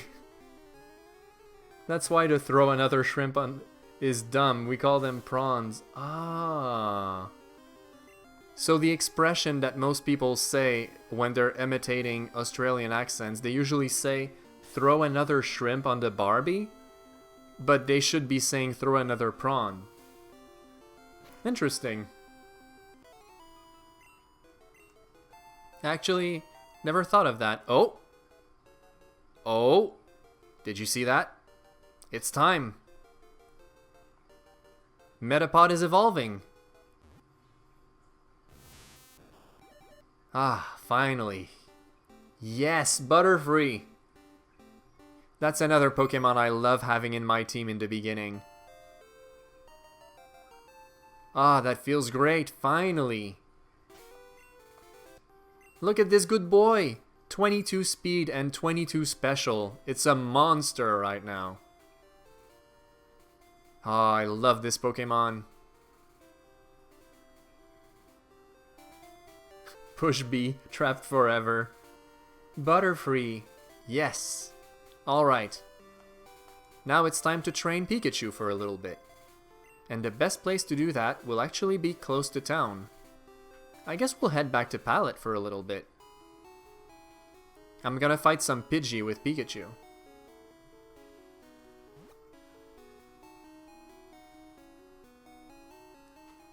You adore this border? Oh, you mean the border I made for the stream? I'm glad you do. I had a lot of fun making that.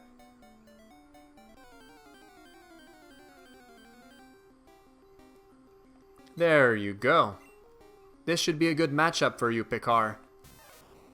Drongo! Use Thunder Shock! Are you guys happy? I did this for you both.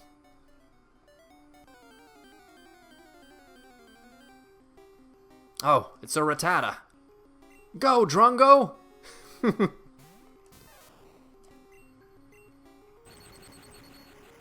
Good work, Picard. That's the spirit.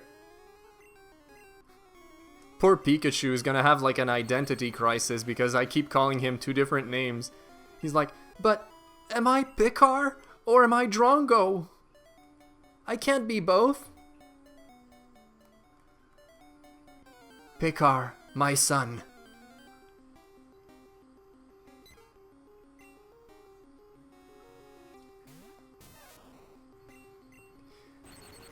I think what I'm gonna do is I'm gonna level up Pikachu to level 5. And then I'll go and take on Blue. He's only Drongo on Tuesdays. Ah, that's the secret.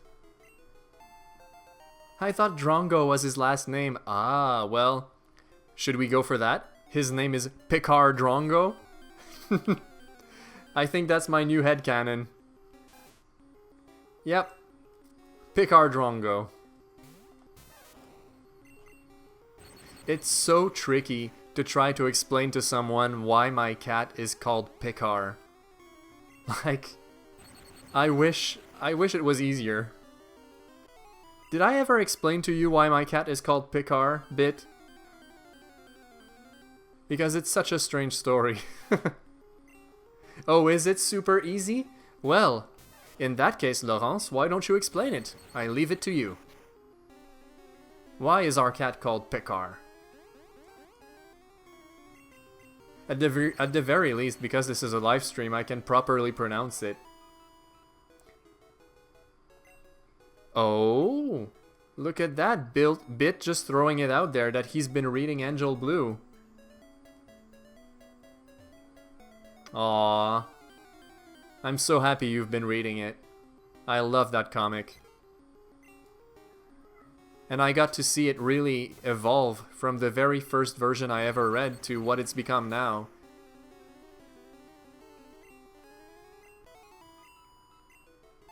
There you go, level 5. Exactly what I wanted.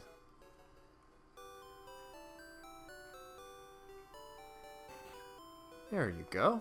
Let's go heal up.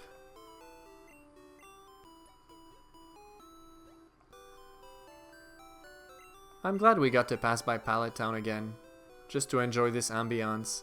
I wonder if Professor Oak would say something different.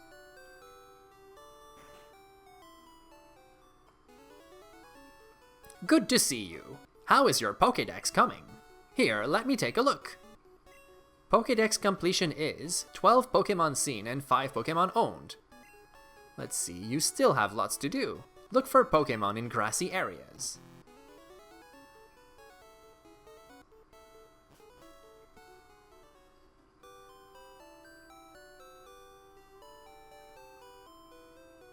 After I read all of Vicky, I needed something new to do, so I gave it a look. No worries, I really enjoyed it. I can tell you really like Ladybug.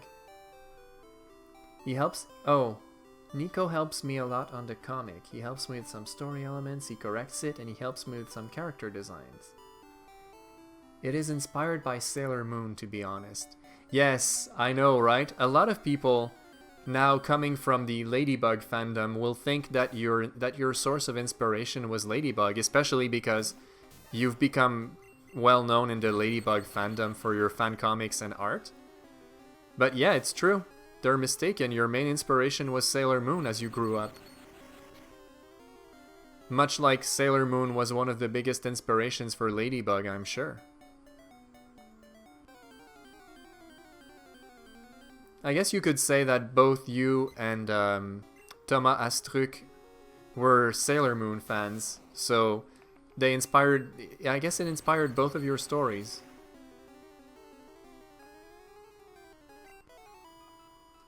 Anyway, that's how I see it.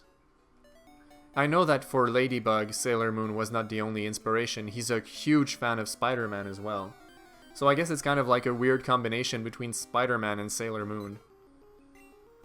Anyway, time for Picard's origin story. Well said, Laurence.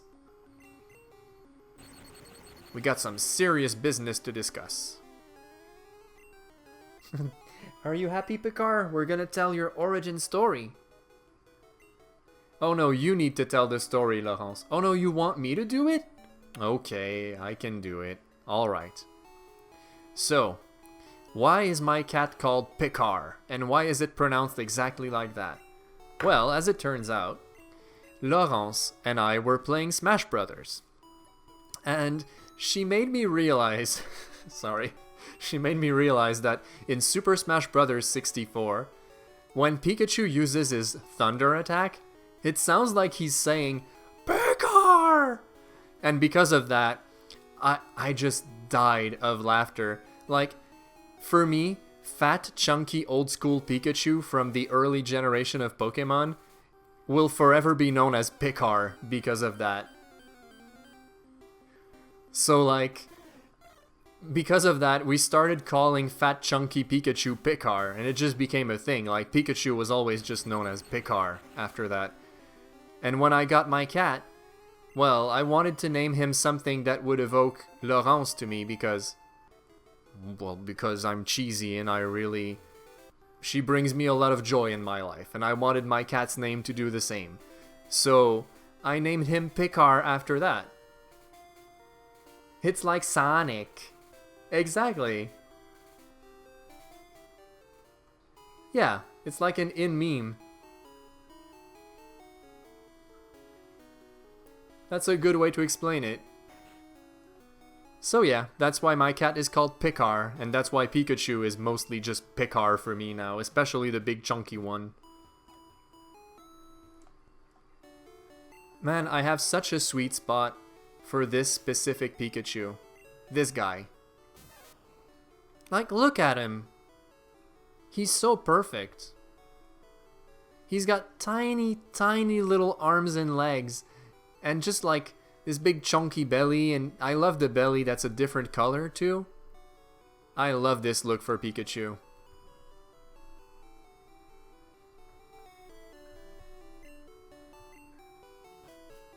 You softy. Nico is very sweet. Hey! Fat Pikachu is best Pikachu. Yes.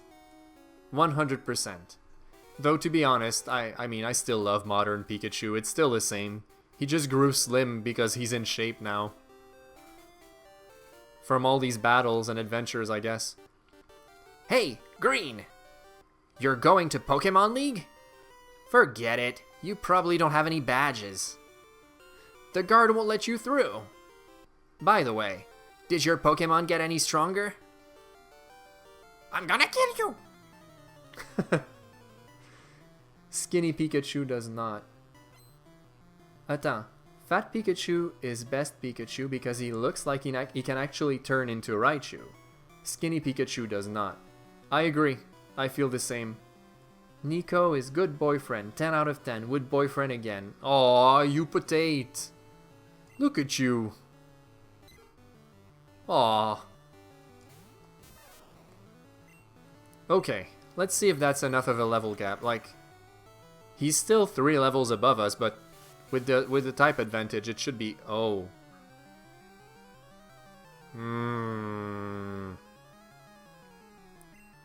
If he gets a critical hit on his next attack, we're in trouble. Oh, here it comes. Here comes the sand. No! I have regrets. No, no, no, no, no, no, no, no, no, no, no. Retreat!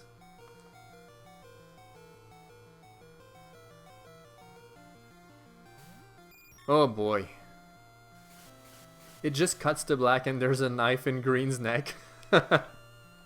Got a little cocky there. Yeah. Well, I didn't count on the sand attack. That was my main problem. Bulbasaur. I'll do the switch again, just so Pikachu can get some experience.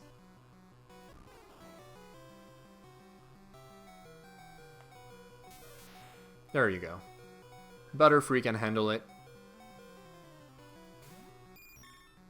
Oh, no, not with the growl again. Stop it! Oh. Oh, no, I have regrets. Frickin' growl, is that all you do, Bulbasaur? After how much my thumbnail disturbed everybody, I'm making that a running joke now. Oh, that's true, I didn't tell Laurence about it. It's true. So, Bit recently made a character analysis of Whisper from the Sonic comics.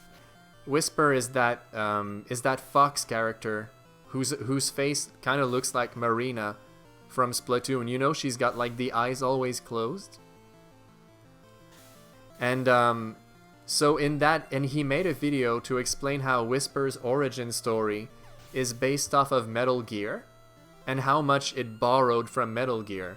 Like, not just borrowed as a cute little nod to it, but more like it made Whisper's backstory pretty much identical to the backstory of two characters from Metal Gear. And so to make sure that the video would attract attention, he made the thumbnail a little murdery. He made the thumbnail Solid Snake slicing the neck of Whisper, and it's just so much, and I can't deal with it. It's too much. I heard Pokemon League has many tough trainers. I have to figure out how to get past them. Oh right, it's Gary. Well, it's Blue. You should quit dawdling and get a move on.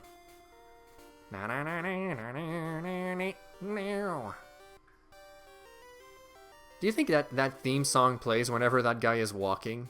Like, everywhere he goes, and then when people are like, can you stop it with that annoying theme song? He's like, what theme song?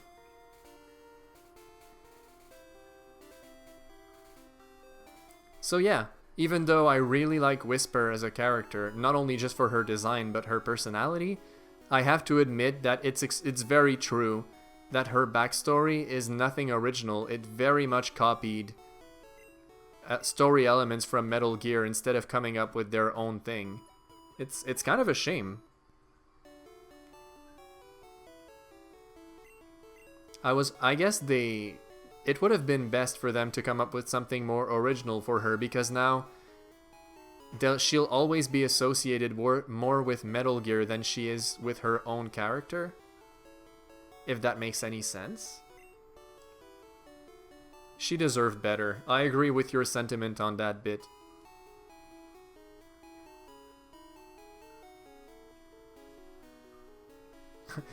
Bit says, yeah, Blue is in his own head. He just vibes to his own tunes. Well, of course I understood that was your point. I completely agree with it. It makes perfect sense.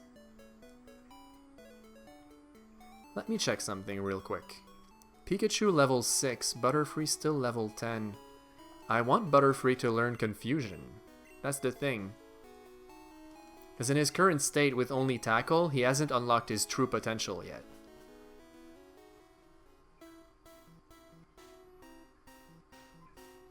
She's such a lovely design, she needed better. Absolutely.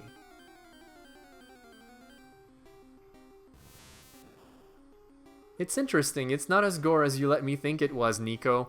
Well, okay, look. It's not as gore as I described it, fair enough.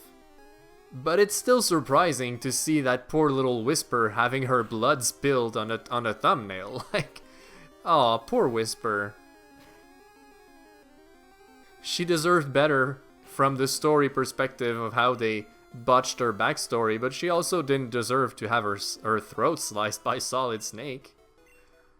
Solid Snake would love Whisper, he wouldn't slice her throat. It's ketchup, don't worry, kids. She had it coming. Come on, Bit. You psycho. You psychotic Aussie drongo.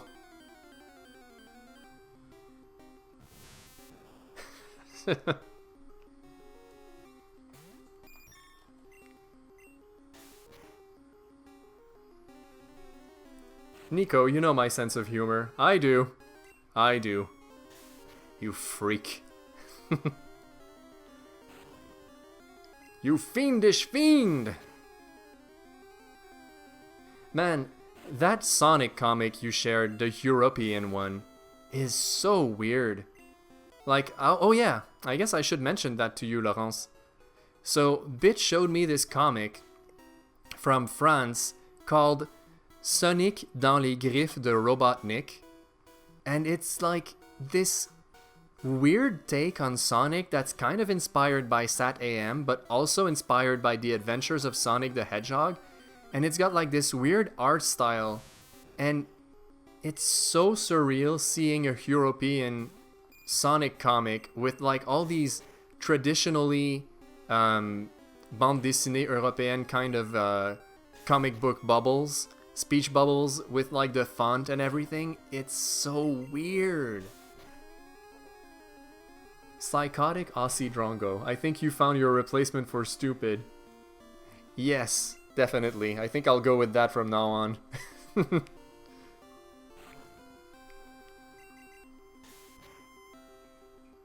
You love the art in that comic, huh? It's interesting, but it's so strange.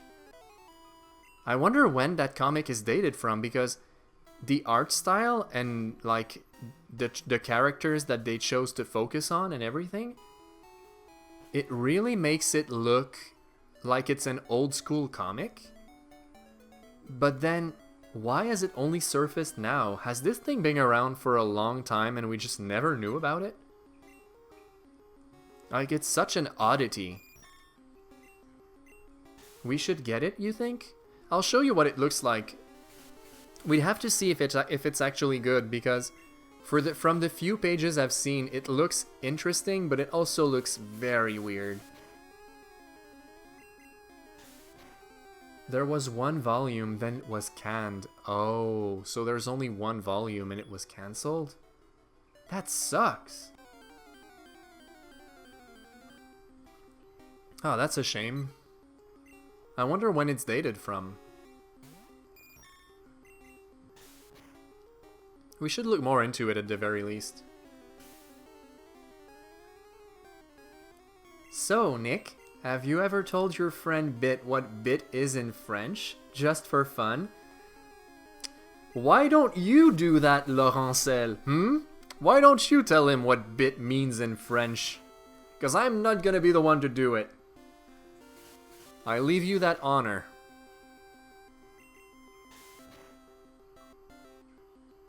Go ahead. Oh Lord, what am I in French? It's shit, isn't it? No, it isn't. It's not. I won't say it out loud because I'm streaming. Go ahead, Laurence, explain. It's a very short explanation. Yeah, there you go. There you have it. The truth comes out. Yeah. Yeah, thank goodness it doesn't have the same meaning in English, huh? I suddenly hate my username. Oh no, don't say that. It means something completely different in your language. Aw, Bit. Don't be sad. There's a lot of things like that that don't translate too well into other languages. And let's be fair. At the very least, the way that slang is spelled in French is not the same. It's the same sound, it sounds like bit, but it's not spelt that way. It was meant to be like 16-bit, you know, because I have a gaming channel. Of course, I know that's what it's for. When Nico first told me about you, he was speaking in French to me and he said, "So, I met this guy, Bit, and we became friends." And I was like, wait, what? Yeah, I didn't realize it. I'm a naive fool.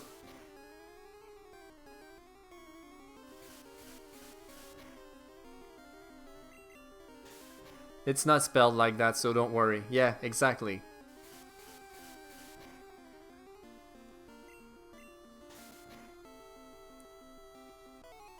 I mean, Dick is a name like Dick Grayson. Exactly.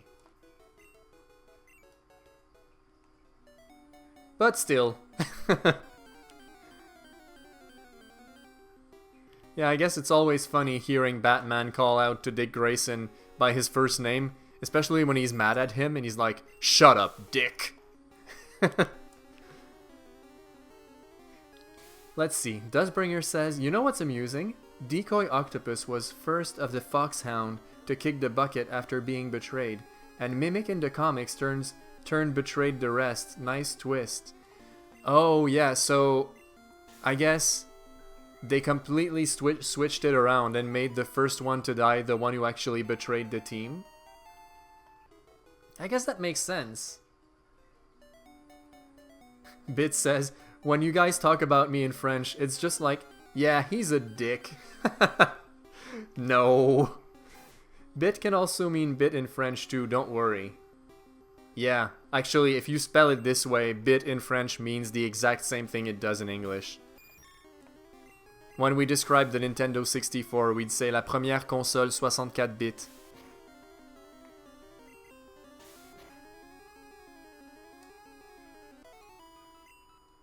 Ah, I really want Butterfree to learn Confusion, but it's one more level. Let me see the experience it needs.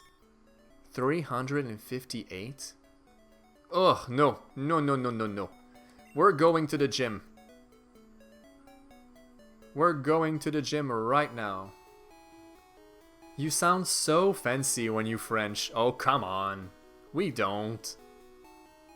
Yeah. Oh, yeah. Is that so?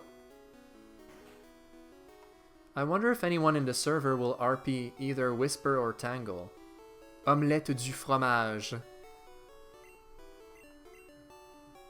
I really wonder if anyone on the server will RP Whisper or Tangle. It would be neat considering that you took the role of Mimic.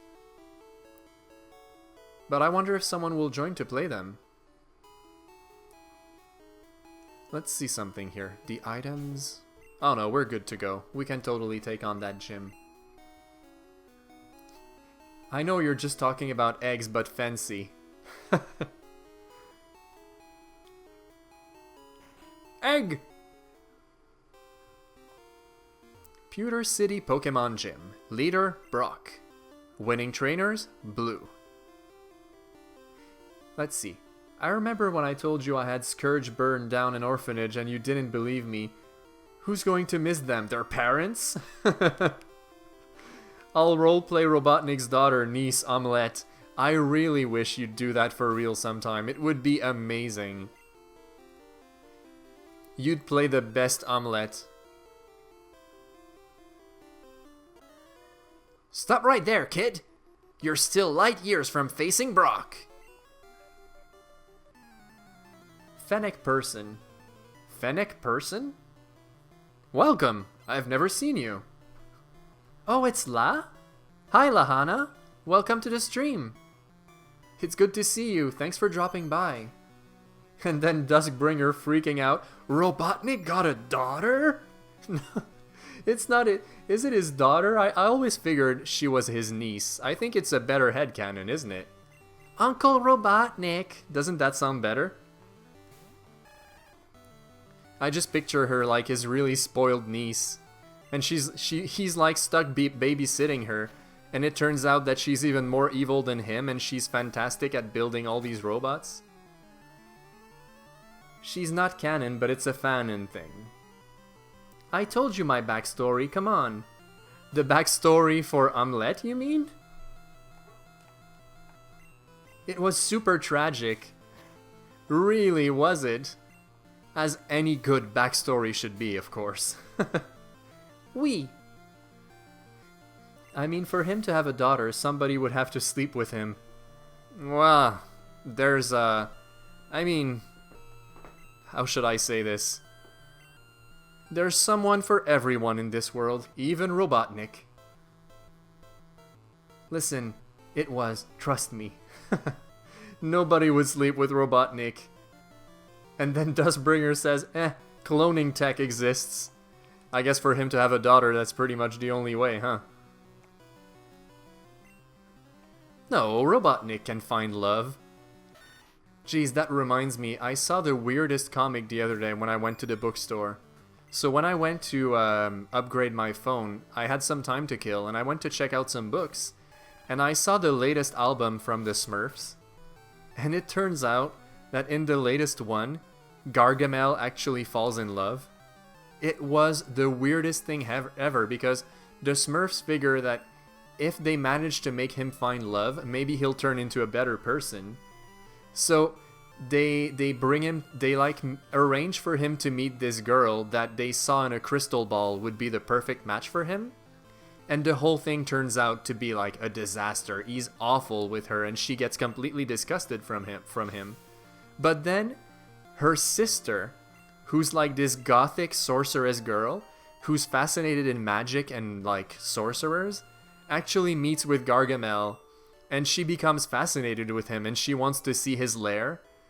And he actually like starts to develop a crush on her and he tries to become a better person. It was so interesting to see Gargamel trying to become a better person. Like, I hadn't read an album of the Smurfs in such a long time, and I didn't think they could do something so new that would be that interesting, and they rarely show the human world in these albums, so it was interesting to see more of that too. Let me catch up on the chat for a bit. I was going on a big tangent about the Smurfs there for a minute. He's like Professor Farnsworth. Yes, and he lost her. He just clones a kid. Just like Finding Nemo. Oh lord, was she blind? And he was left with omelette to raise. Interesting take, Lo.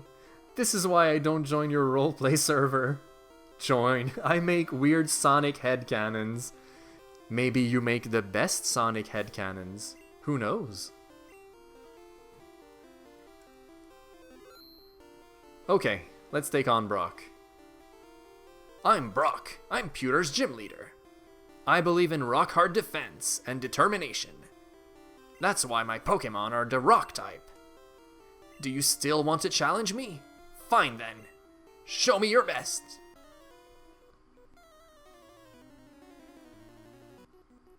I make weird Sonic headcanons, to which Dustbringer answers, who doesn't? Lo, you don't understand. My Sonic dates an evil tiger and is best friends with a medical fox. That's a weird headcanon. And then Dustbringer says, though I tried to avoid mixing with main plot too much. Reason why Sebel works on background, not bothering Sonic and Eggman as they're on each other's throats. Oh well, yeah, that's a good approach. To be honest though, Connie really did get involved with the main characters quite a bit, didn't she? And then Laurence says, oh Bit, that I know. Nick tells me everything about your roleplay. But I love it so much, like I'm enthusiastic about it. It's true that I did tell you quite a bit. But like, I'd never experienced a Sonic roleplay before and I'm having such a good time on there.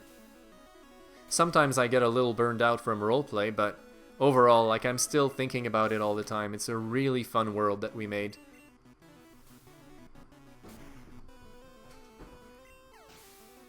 Isn't that right, Lahana? With your precious offspring from Scourge and Sonia. Bit says, my first Sonic's Tales is a female fox called Sonia. There's this fishing picture Lahir got done that I adore. And then Dustbringer says, I'm still waiting for a few of mine to continue, admittingly. Oh, the RPs that were put on hold? Well, that will happen with RPs. Sometimes they come and go. You have to be in the right mindset for RP.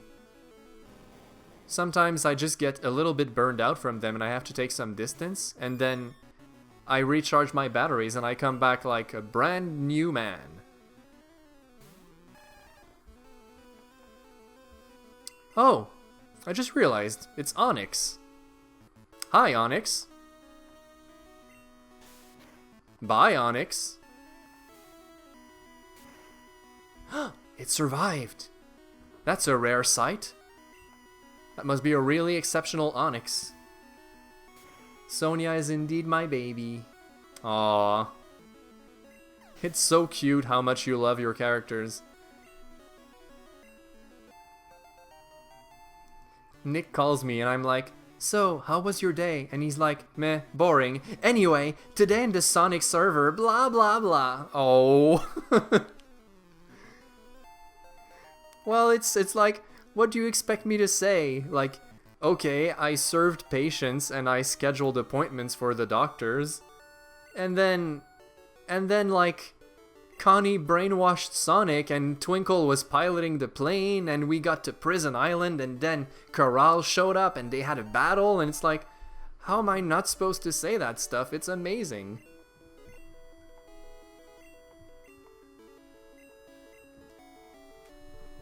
Nicole is like that with the Overlord server. She dragged me into playing Shaltir. So, but that's because you liked Shaltir to begin with, right? La says, "Pff, you were hardly dragged. You love Overlord." Yeah, that's what I figured.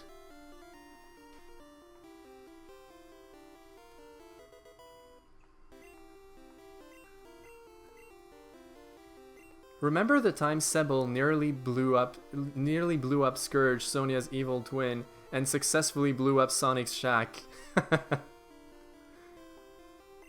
Well, Sebel wasn't there in person, it was his badniks that did it. He always sends his badniks to do the dirty work. That's where your Sebel character differs from Connie in his evil mastermind ways. He's got a lot of henchmen to do the work for him, whereas Connie likes to actually take care of business personally.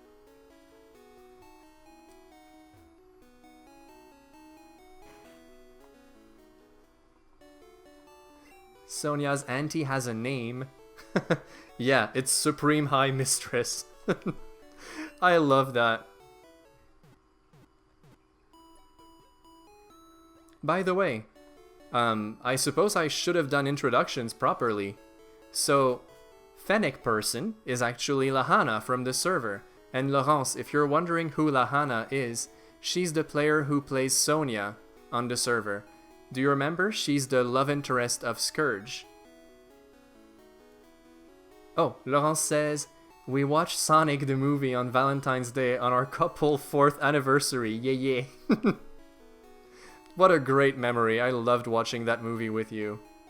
I was like pretty much at the beginning, like just before my big Sonic craze started at the time. So it was the perfect time to go see that movie.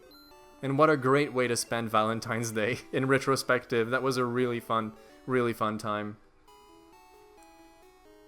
Yeah, I know La. You talked about her a lot. Oh yeah, that's true. I suppose I did.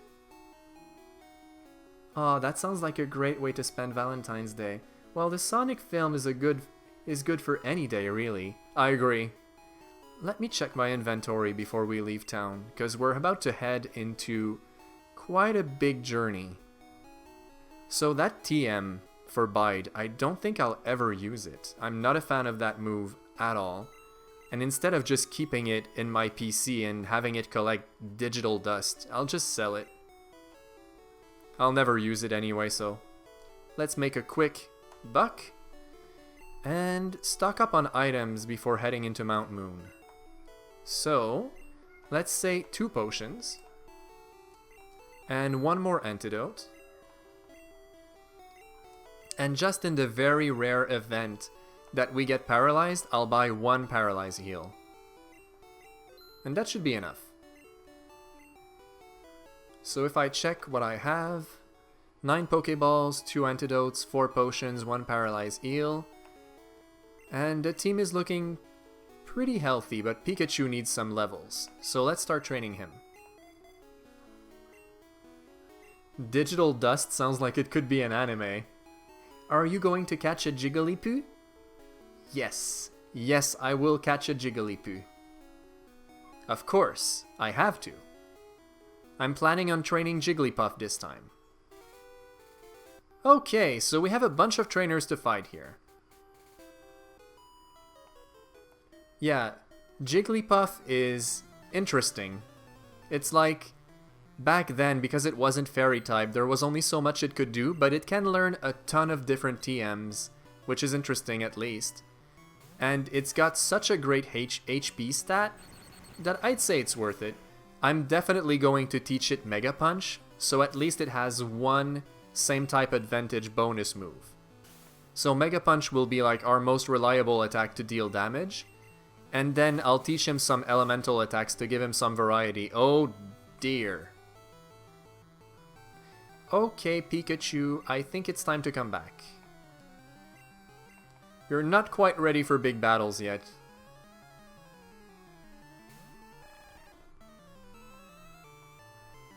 Let me try to catch up on chat. I got a bit distracted there for a moment. And Luna, you're hiding the screen, baby. So I find shy people, you just have to push them. Both Nico and La were shy about talking, and now La outs what anime I'm into, and Nico is calling me names on stream. Wow, Picard is having a tough time. Yeah, well, to be honest, I spent so much time training Butterfree so that it would learn confusion that I neglected training Pikachu a little bit. So we're gonna have to fix that. Let's see if I could fix that right away.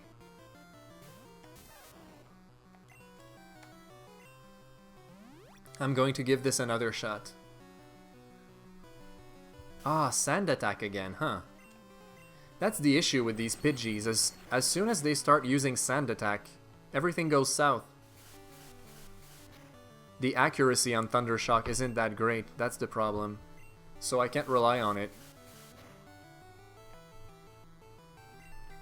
I'll have to do the switch a little bit more times. To be fair, if I wanted to train Pikachu more effectively, I could take it back to Palette and level it up a little bit more. But, the Pokemon back there don't give a lot of experience, it's not really worth it. I should just do the switch here for a bit.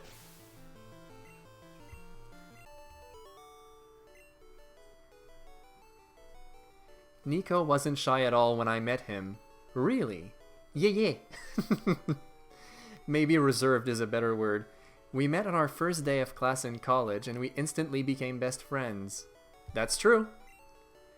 We met in our very first class. We were the first 2 students to show up in that class actually. And Laurence was in even before I showed up. She was the first person in class when I came in and the only person who was there, in fact. And I remember her really sticking out to me right away. This is a very cheesy thing to say, but I'll admit it in full confidence, that when I first saw her in that class, right away I kind of had a crush. So, there's that. And then it turns out that at the end of that class, I had to stay to tell the teacher that it would be about a week before I'd get my new glasses.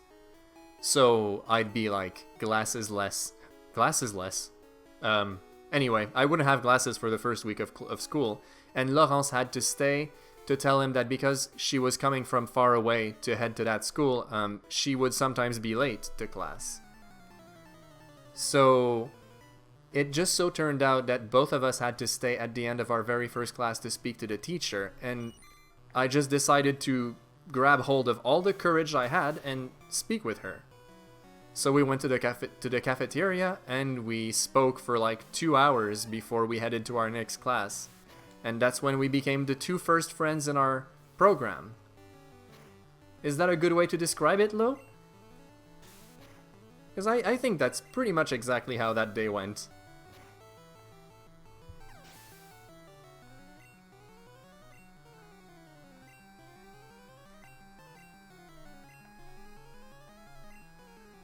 Yeah. I love that yeah. But you know what I like even more? When you go wee.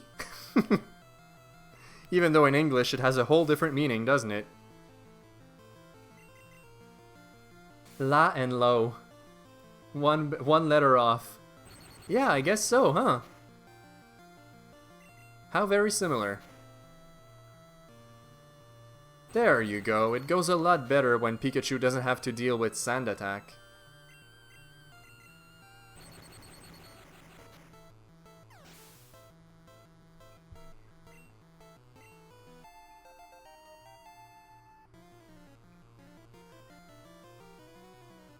Sorry if I went quiet there for a moment, I was reading you guys' conversation. I'm actually so glad to be hanging out with you guys while I play this.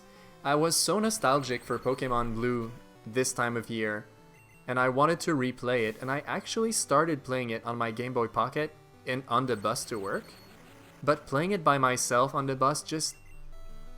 I don't know, it seemed like a waste. I wanted to share that nostalgia and that excitement with my friends. So I figured streaming it would be the best way to do that. And I'm not regretting my decision. Let me check something. Oh my goodness, we're back down to yellow already. Ay. I feel like I really missed a big part of the conversations there. That you guys are now talking about crappy motion controls. Lao and La, you've got to join me and Nico and Nicole in VR chat sometime. Oh, that would be so much fun. We could go to Hyrule. We should show them that weird creepy place above Hyrule Castle that you took me. Where we fell through the ground into the void of space.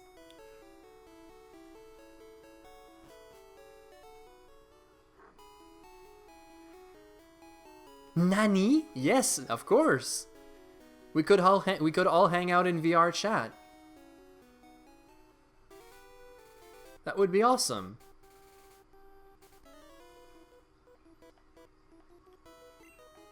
Did they in VR chat, can you hang out in Delfino Plaza? Cuz that would be a good place to hang out too. Oh, actually, Laurence, the avatars, you have to find them in the game. So as you explore these worlds, you can find the avatars and collect them a little bit like you would collect Pokémon. And you get to keep 10 avatars at a time.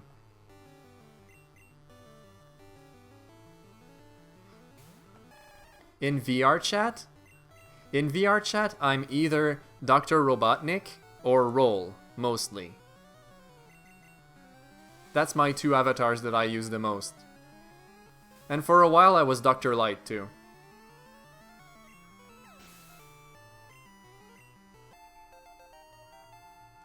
But yeah, mostly Roll from Mega Man.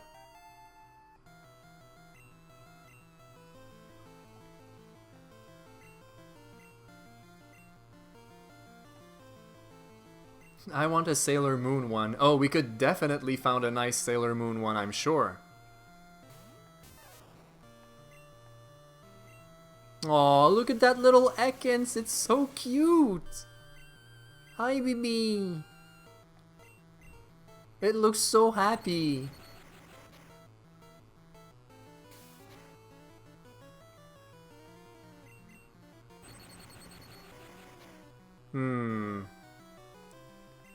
I'm playing it really risky right now. Yeah. It's time to heal up. There you go, Picard.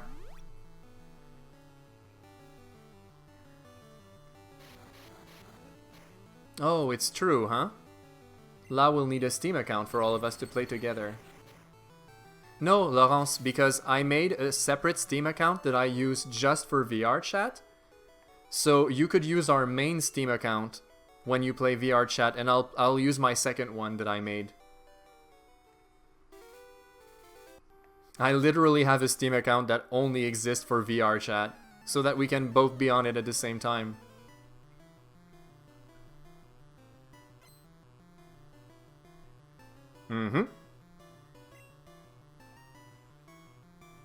Oh, Lo, while you're here, tell Nico to connect your games. I don't know how to do that. You keep mentioning that we need to connect our games, but I don't know how it works. Does it mean that we could both be logged on Steam at the same time and play different games? Because I'm not sure how that works, to be honest.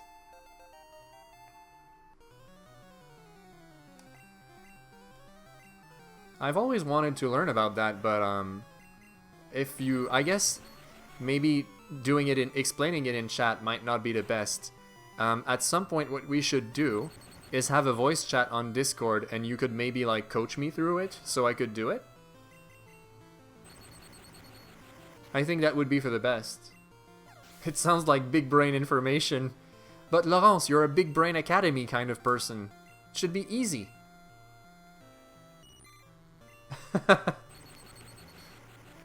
Thanks, Bit. I appreciate that. Sorry for my typos, I'm a little drunk. What are you having, anyway? I thought you were having just nachos.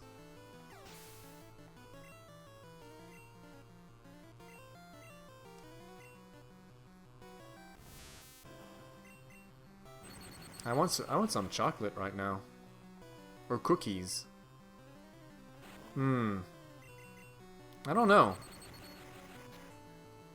You had 4 more beers? Jeezums! Are they like really big beers? It's Friday, fair enough. It's almost Friday here too.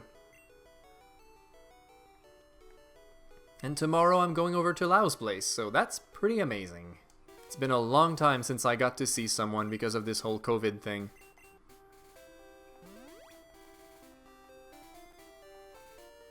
Okay, this guy down here. This guy. He'll be perfect to give some experience to our little Picard Drongo. Because he's only got 1 Pokemon and it's a level 14 Spearow. And Spearow only knows Peck, which is not very good against Picard. I was like, it's Friday? Why aren't we together, Nick? Yeah, well, I mean, it's almost Friday. I feel like it's Friday already since my Thursday's finished. Tomorrow, Friday always goes by really quickly at work since there's so much to do, so it won't be very long until I see you.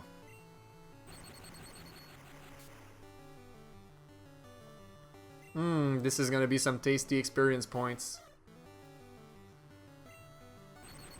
There you go. Yum yum yum yum.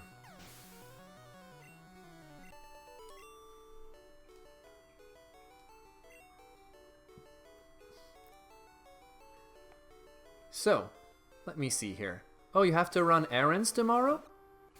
Oh, that's a shame. So you won't have time to draw as much. Well, it's okay, I won't bother you if you have to draw, like, while I'm there. You can always work on your stuff while I'm there, you know. I don't mind at all. I should probably start playing the DLC for Sword and Shield this weekend. And I'll be able to show you a round of Mario 35. So I'm looking forward to that too. And you need to finish Super Mario 64, that's for sure. Oh boy, that was a close call. It's crazy how strong Rattata is at the beginning of this game. Most of his attacks are normal type, and he gets a boost for all of them, and they're all fairly strong too.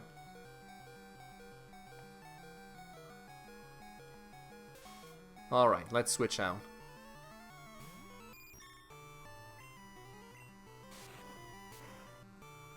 There you go. That's the power of our little Butterfree buddy.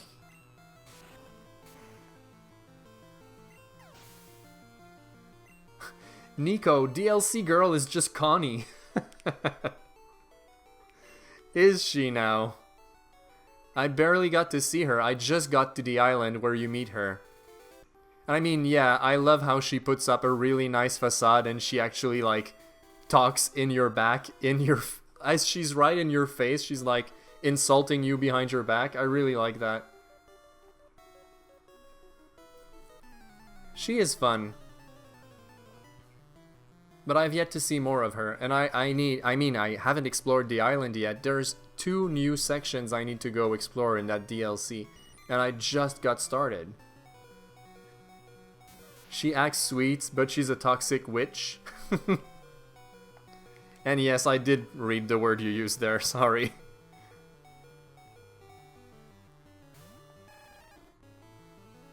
Is that what you think of Connie there, Bit, hmm?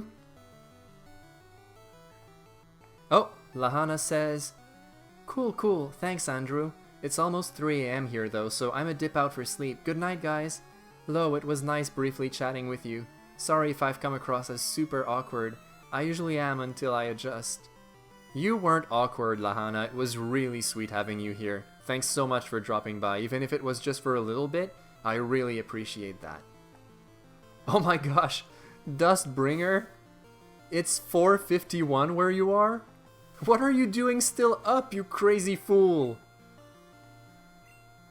Pain of living in Finland when watching. Good night, La. You take care. It was really nice seeing you.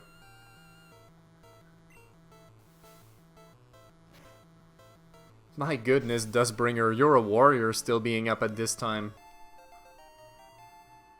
Well, then again, to be honest, when I first saw my friend play Pokemon, we weren't supposed to be up in the middle of the night. Like, we were kids. Of course, we weren't supposed to be up in the middle of the night. But, because the Super Nintendo was in my room, we kind of got up in the middle of the night and kept playing, like, for hours. It was one of the first times as a kid I remembered being up around, like, 2 a.m., secretly playing, like, the Super Nintendo, and we went through Mount Moon like that at night. What a great memory. Seeing all these Pokemon for the first time and buying the Magikarp from that salesman in the Pokemon Center because we had no idea what kind of Pokemon it would be. Dustbringer says, my sleeping rhythm has been busted for a few years now. I usually wake up at 2 p.m. Jeezums. Yeah, talk about a messed up sleeping schedule. I've been trying to fix mine lately, and I noticed it really helps with my morale at work. Not just at work, but like overall, I feel so much more in control of my emotions and like everything. Just because I started going to bed around 10 p.m. lately. As opposed to when I would usually go to bed around like 12:30 or, well, midnight or 30 minutes past midnight. I don't know, it helps a lot having a decent sleep schedule. I haven't lost my cool at work in a very long time. And the overall atmosphere just feels better at work for it. Get ready to feck your sleep schedule once I'm here. Oh, I know. I know. It's okay, I'll survive. It's okay because you'll be there. Okay, this trainer here. She's actually pretty tough. And you'll like the Pokemon that she has, Lo. Check this out.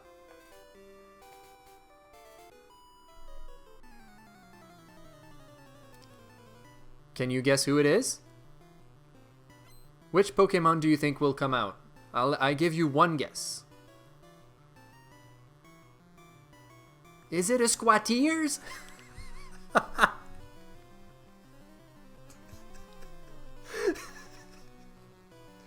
No. It's not Squateers. Yes, it's Jiggly. Is it a Squateers? Oh boy. I was not ready.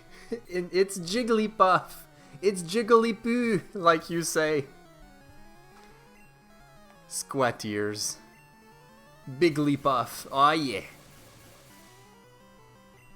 So, Bit, can you take a guess as to who Squateers could possibly be? Just this Jigglypuff has been to wars. It sure has. Oh no, what did I just do? I need to switch.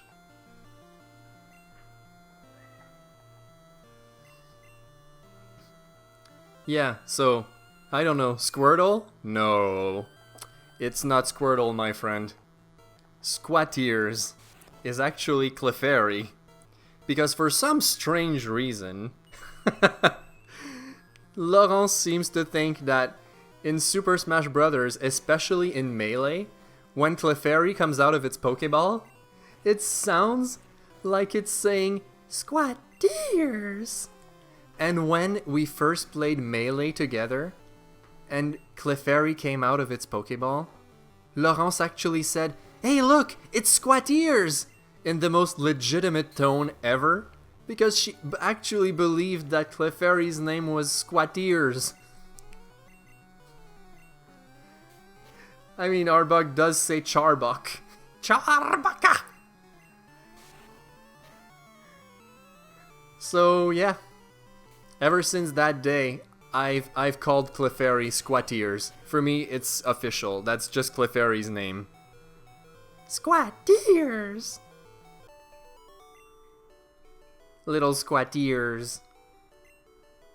Jeez, that was a rough battle. Oh my god. Look at all the damage that Jigglypuff did all by itself. That's one mighty puff. Nicole does the same thing. Wait. Wait, are you kidding? Like, she'll mishear a Pokemon name and just assume that's what the Pokemon is called? You see, Nick, that's a girl thing. Is it? Is it really now? Oh yeah, Picard? Really? That's interesting.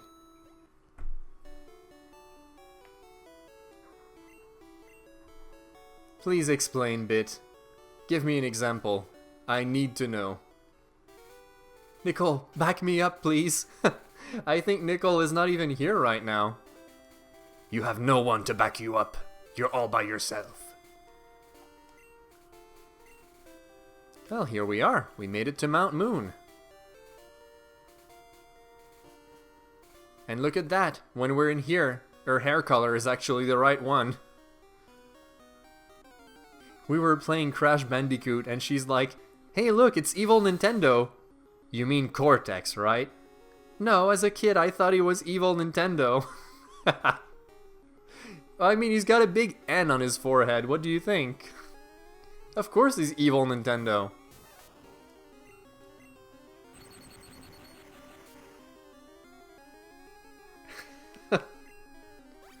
I love evil Nintendo. Okay, am I crazy? Or does it look like Zubat's mouth is shaped like the bat symbol? Look at that. Like, it's got a bat symbol for a mouth. Doesn't it? Okay, maybe I'm crazy. Oh, it is! Yay, you see it too, don't you? Nice. It doesn't do that usually because, you know, when it's properly drawn, it just looks like a mouth with, like, vampire teeth in it. But the sprite, it definitely looks like it's got a bat symbol in there. I just realized something. I said I would catch Jigglypuff. And I completely walked past the area where I need to catch it, so I gotta go back.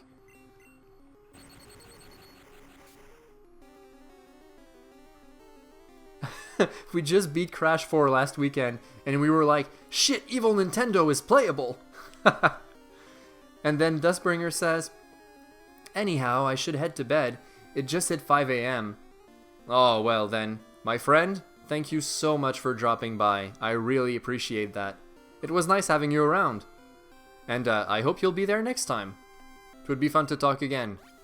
You take care of yourself, my friend.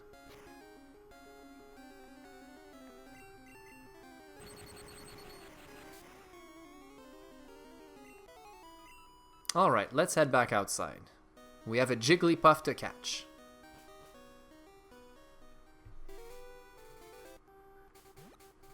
It's odd both of you do the same thing. Yeah, well, I guess it's just... I was about to say, it's a girlfriend thing.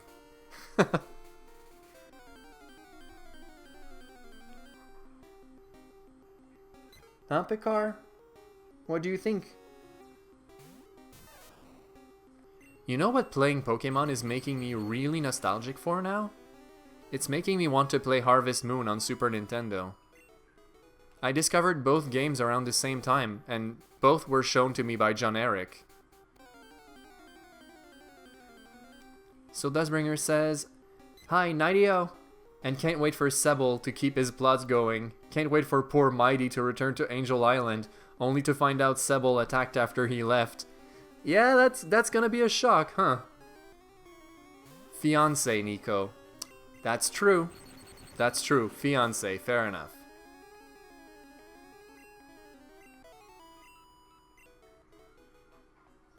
My goodness, Picard, you're purring like crazy. Sounds like you've got a motor engine inside of you.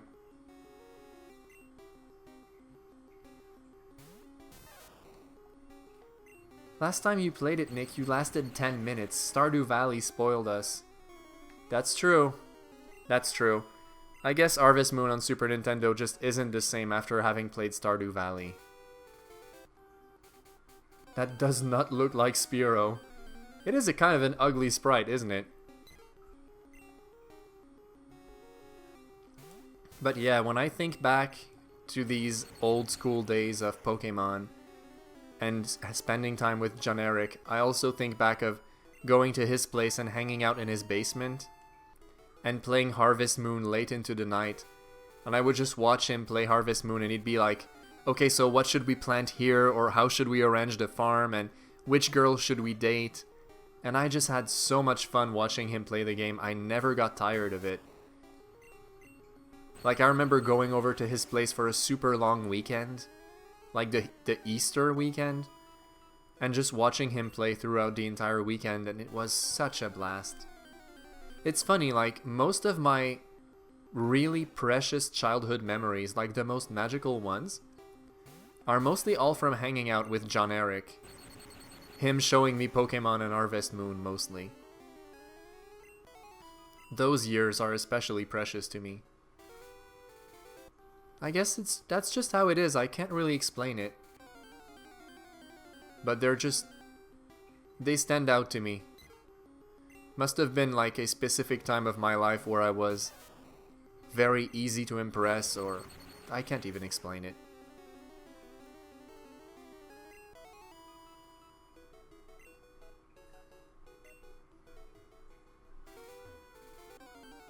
It's playing Sonic 1. Oh, okay, you were saying like how we were spoiled by playing Stardew Valley, and then going back to Harvest Moon. You say it's like playing Sonic 1 after any 2D Sonic game. Sonic the Hedgehog starts at Sonic 2. But then Laurent says, but some of the music from Sonic 1. And then Bit says a memory. My friend Josh and I used to fight over the PS1 controller when playing Metal Gear Solid. Oh man, I love stories like that. And it's true, the music from Sonic 1 is really dope, I agree. There's a very solid quality to the soundtrack of Sonic 1, like all the tracks just match so well together. Well, I guess Sonic 2 has that quality too. It's more in Sonic 3 that the tracks start to feel more different because they were all composed by different people.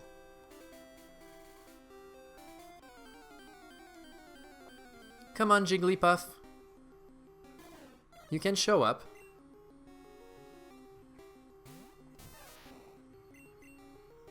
Do you guys have any specific childhood memories of a certain game that really stick with you and that bring you a lot of comfort when you think back to them? Yeah, some tracks in Sonic 3 were composed by Michael Jackson. It took a long time to be able to confirm which ones they were, but now it's pretty clear. So there's that, but he wasn't the only composer. And some of the tracks he did I like, most of them, ironically, I don't like that much.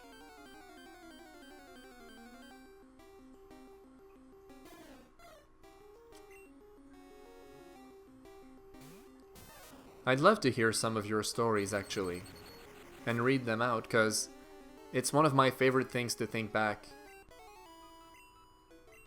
Like very specific memories that you like to go back to.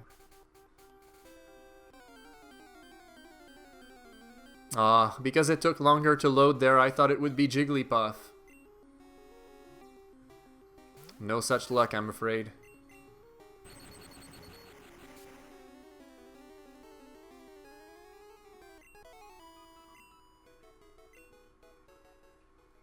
Well, you know mine, Nick.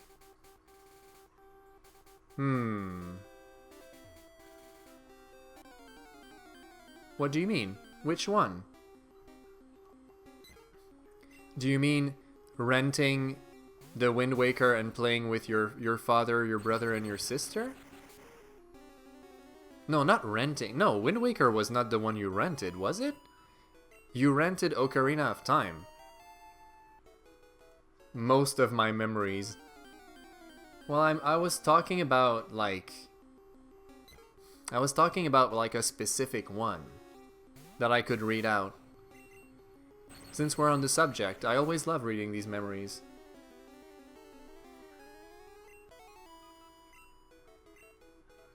We rented every game before buying them. Well, I think it's a wise way to approach them because you never know what you're getting into.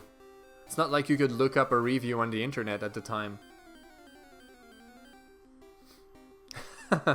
Yeah, thanks to all of your videos that you sent me of Metal Gear, I kind of understand the games a lot better now. You're my Metal Gear teacher. At least I know all the different snakes. And what they did and like how they fit into the timeline.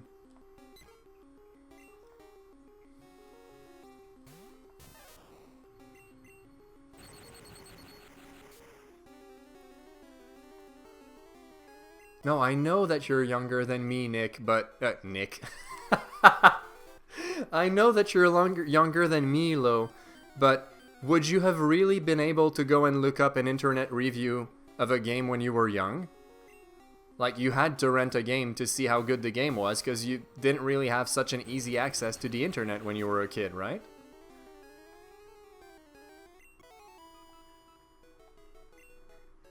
You'll like this, Nico. Every Metal Gear Solid can be finished without taking a single life. Oh, well, that's definitely how I would play it. Not a fan of killing characters.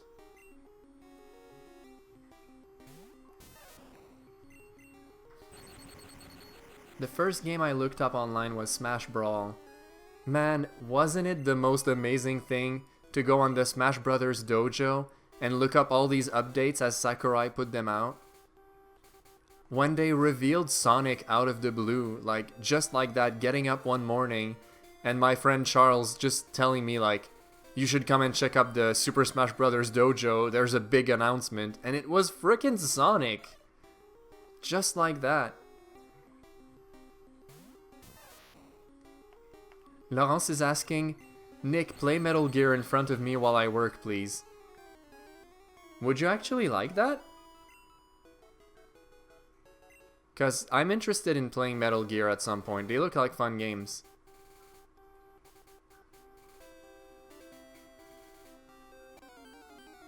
Okay, Sonic you first discovered in the game. You didn't see the reveal on the website.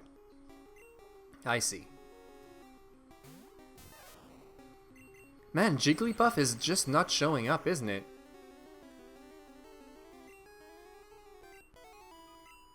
Wait a second. Let me go and check that other patch of grass. This one.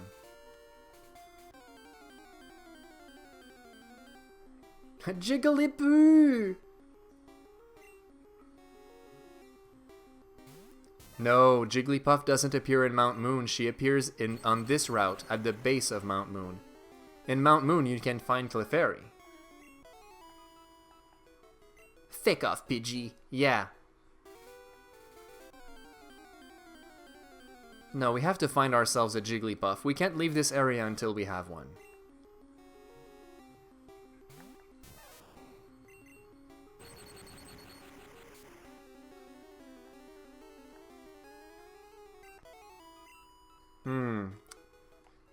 Pikachu is starting to be a very high level. I need to switch things around.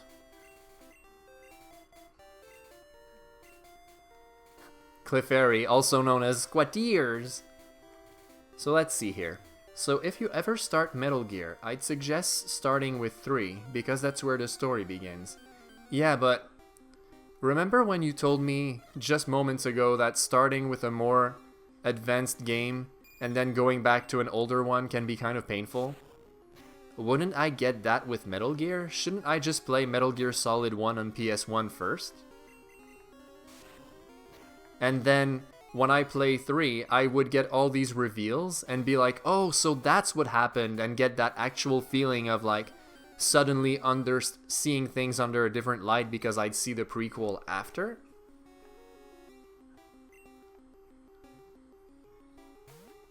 Because, like, I really enjoy... Really?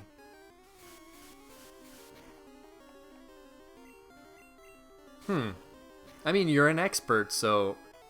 if you think it's better to approach the story from this angle...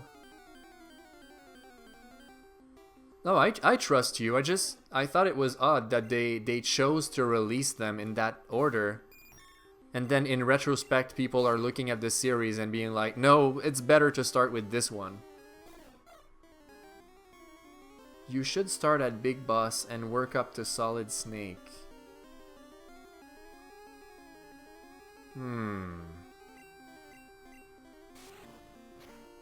Okay, so...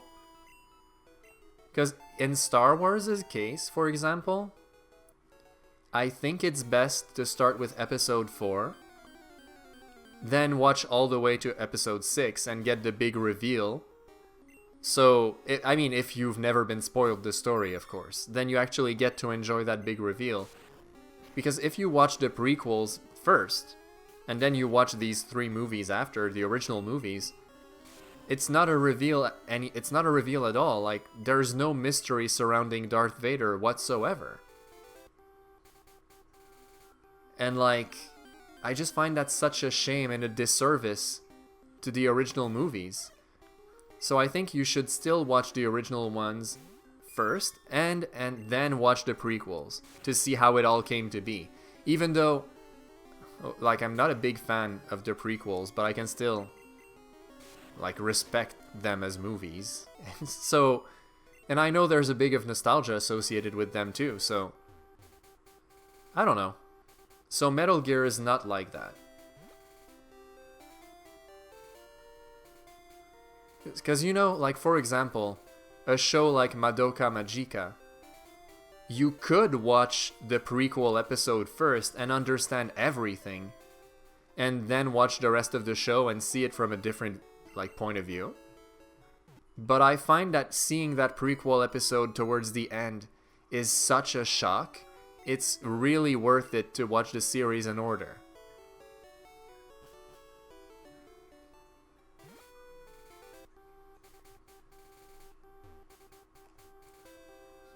And when you say no, not at all, Bit, you don't mean to say that Part 3 for Star Wars wasn't good, right? You meant you were talking about something else?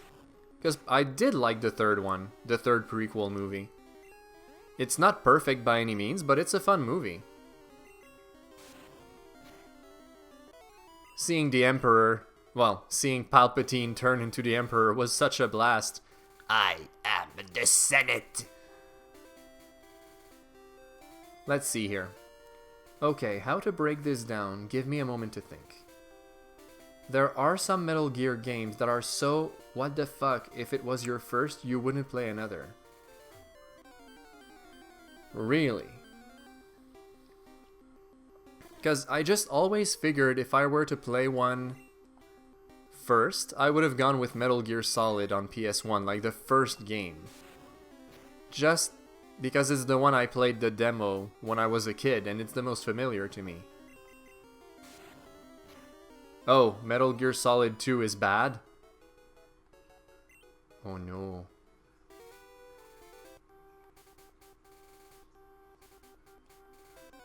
It's bad? Like, how bad?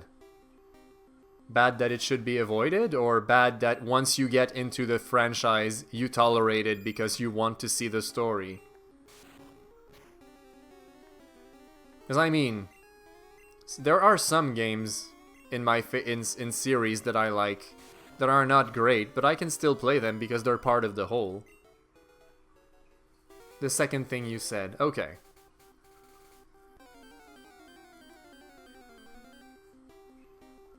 My goodness, Jigglypuff. I can't believe it's taking me that long to get Jigglypuff, and catching Pikachu was so easy.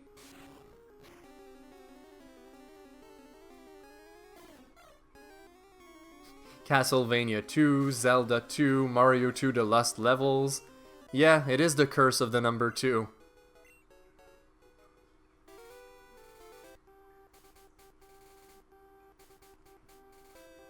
Jigglypuff, please appear. Jiggly jiggly? Puff puff puff? Devil May Cry 2 is shit too. Oh no.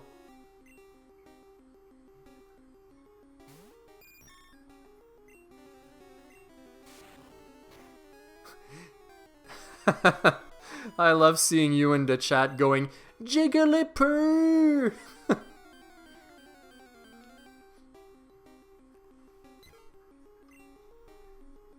Oh my goodness. It's never gonna show up. They vacuumed all of Dante's personality in the second one, huh? Ay, ay, ay, that's rough.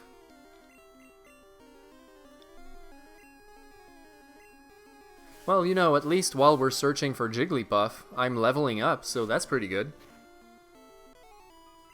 And then once I make it to Mount Moon, I could just put Jigglypuff into the first place in my party and switch out. It's gonna get all the experience.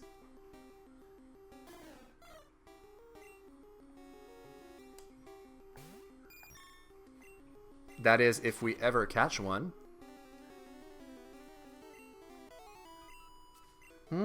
What do you think, Picard? Where's Jigglypuff? Oh. Oh, there it is, the Zelda talk. She didn't read it yet, no. But I did mention it to her, what it was about. But I didn't want to spoil the whole thing because it would be doing a disservice to the comics, so I wanted to wait for her to actually see it.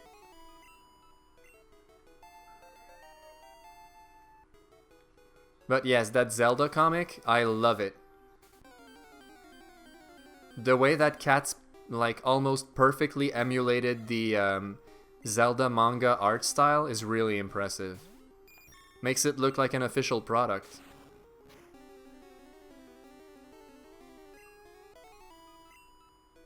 And it's an interesting take on it. I will warn Laurence that Laurence, she's all about shipping Link with Zelda. For her, that will always be her one true ship. It's like part of her soul, part of her spirit, you know? It's her most important ship. So, but you have to go into that comic thinking like it's a what if. It's a big what if. But it's an interesting one.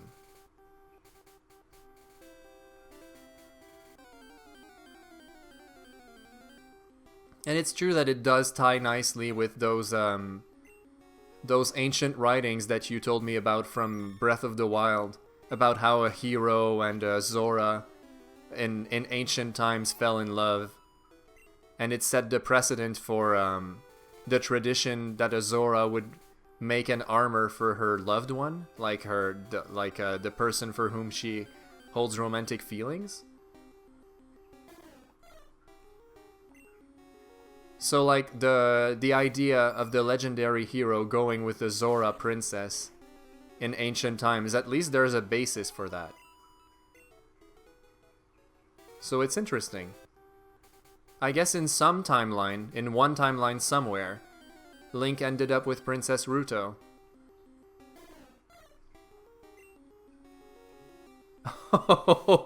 Oh, you two talking about how... No, he married Malon. Oh, you two are definitely carved from the same mold when it comes to that. You two despise that so much.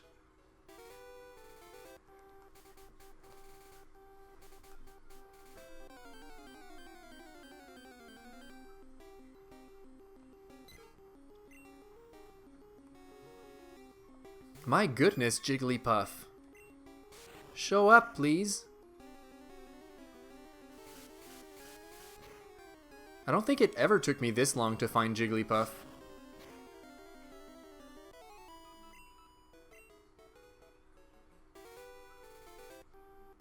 And to think, in Smash Brothers, she's so easy to unlock.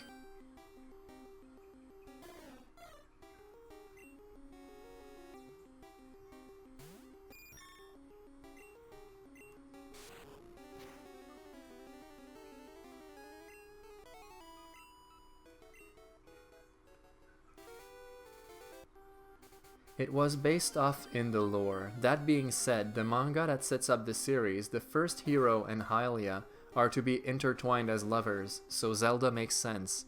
Yes, exactly. It's almost like they're fated to be tied together by, well, I was about to be tied together by fate. Yes. Zelda and Link together is your everything? Oh, trust me, I'm very much aware. Your Zelda collection is testament to that. Oh no! Ran out of confusion. Jeezums! I actually ran out of peep. That's insane. That Jigglypuff, it's so elusive. It could have been halfway across Mount Moon by now.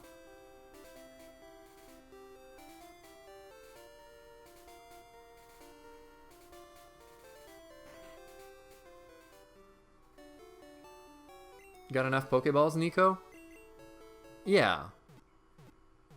Of course. I think we have like 9 or something. Let me check. Just to be safe. Yeah, we have 9. So when we do find Jigglypuff, we'll be fine. It's just that I never thought it would take this long to show up. You know what really worries me? I mean, it's probably not the case because there's supposed to be no difference aside from the fact that we're playing as green, but what if the encounters are slightly different and Jigglypuff can't show up here? Nah, that can't be. Nah. That can't be. I mean, I was kind of in a nostalgic mood this morning and I reread the first issue of Pokemon Power, and it said that Jigglypuff appears here, so my memory's not playing tricks on me. Hey Nico, watch this. I think I can get Loud to RP with us. Oh?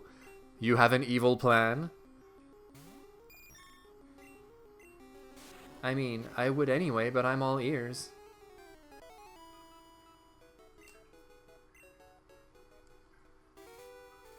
What's your evil plan, my friend?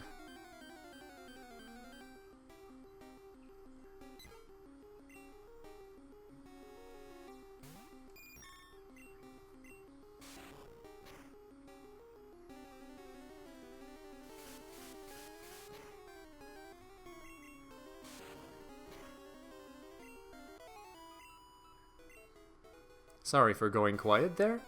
I do realize that at some point I'll have to call it a night for this stream, but I really wanted to catch Jigglypuff before going to bed. I'm like, for about 20 minutes now I've been thinking, okay, let's catch Jigglypuff and wrap this up, you know, and we can pick this up next time. But it's just not showing up. At this point, we'll still be trying to catch it tomorrow morning.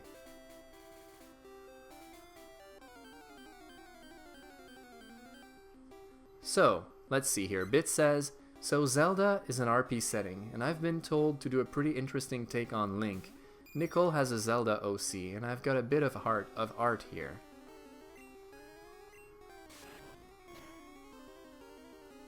So you'd like to do Zelda roleplay, Bit?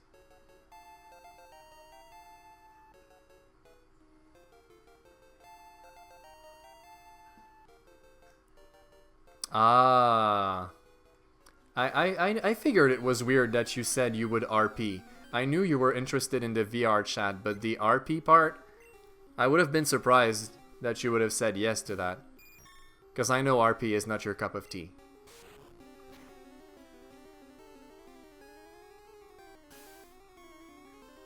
Don't worry about it. We would never force you to do RP. It's not for everyone. And sometimes even I'm not in the mood for it, so I don't blame you.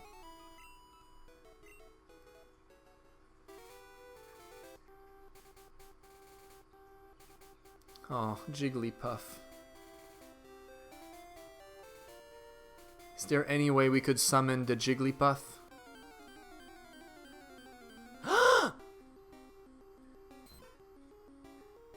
It's the Puff! It's the Puff! Finally! Oh my gosh. It only took 5 million hours.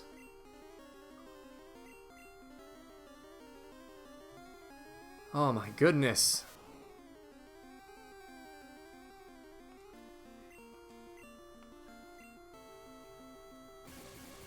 Phew. Okay. So we can't risk knocking it out, so we can't attack. Oh no.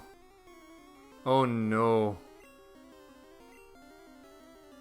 If I use Tackle with Butterfree, I risk knocking it out.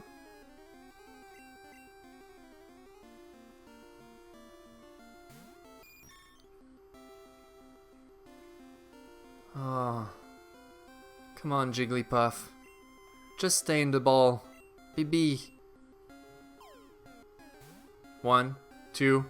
Yes! Yes, okay. Whew. It's done. I couldn't use Sleep Powder because I already paralyzed it with Pikachu. I don't have Sleep Powder yet. I only have Poison Powder.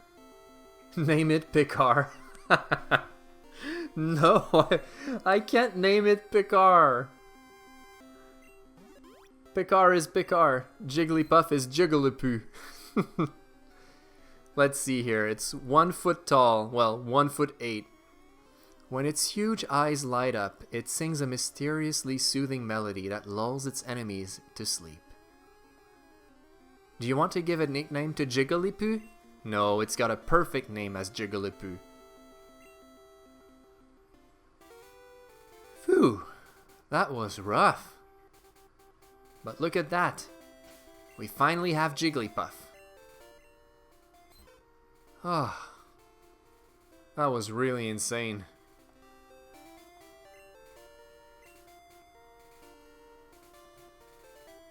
Well, that means we can finally make our way into Mount Moon. Oh yeah, we definitely have to VR chat together and hang around Hyrule. And I don't remember earlier, I think I missed the answer, but do you think it's possible to hang out in Delfino Plaza in VR chat? I should have looked at the chat, I completely forgot to check earlier. Yes, nice. So we should hang out there too.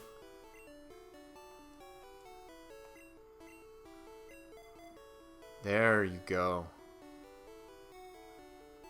Alright. So we'll be ready for Mount Moon next time.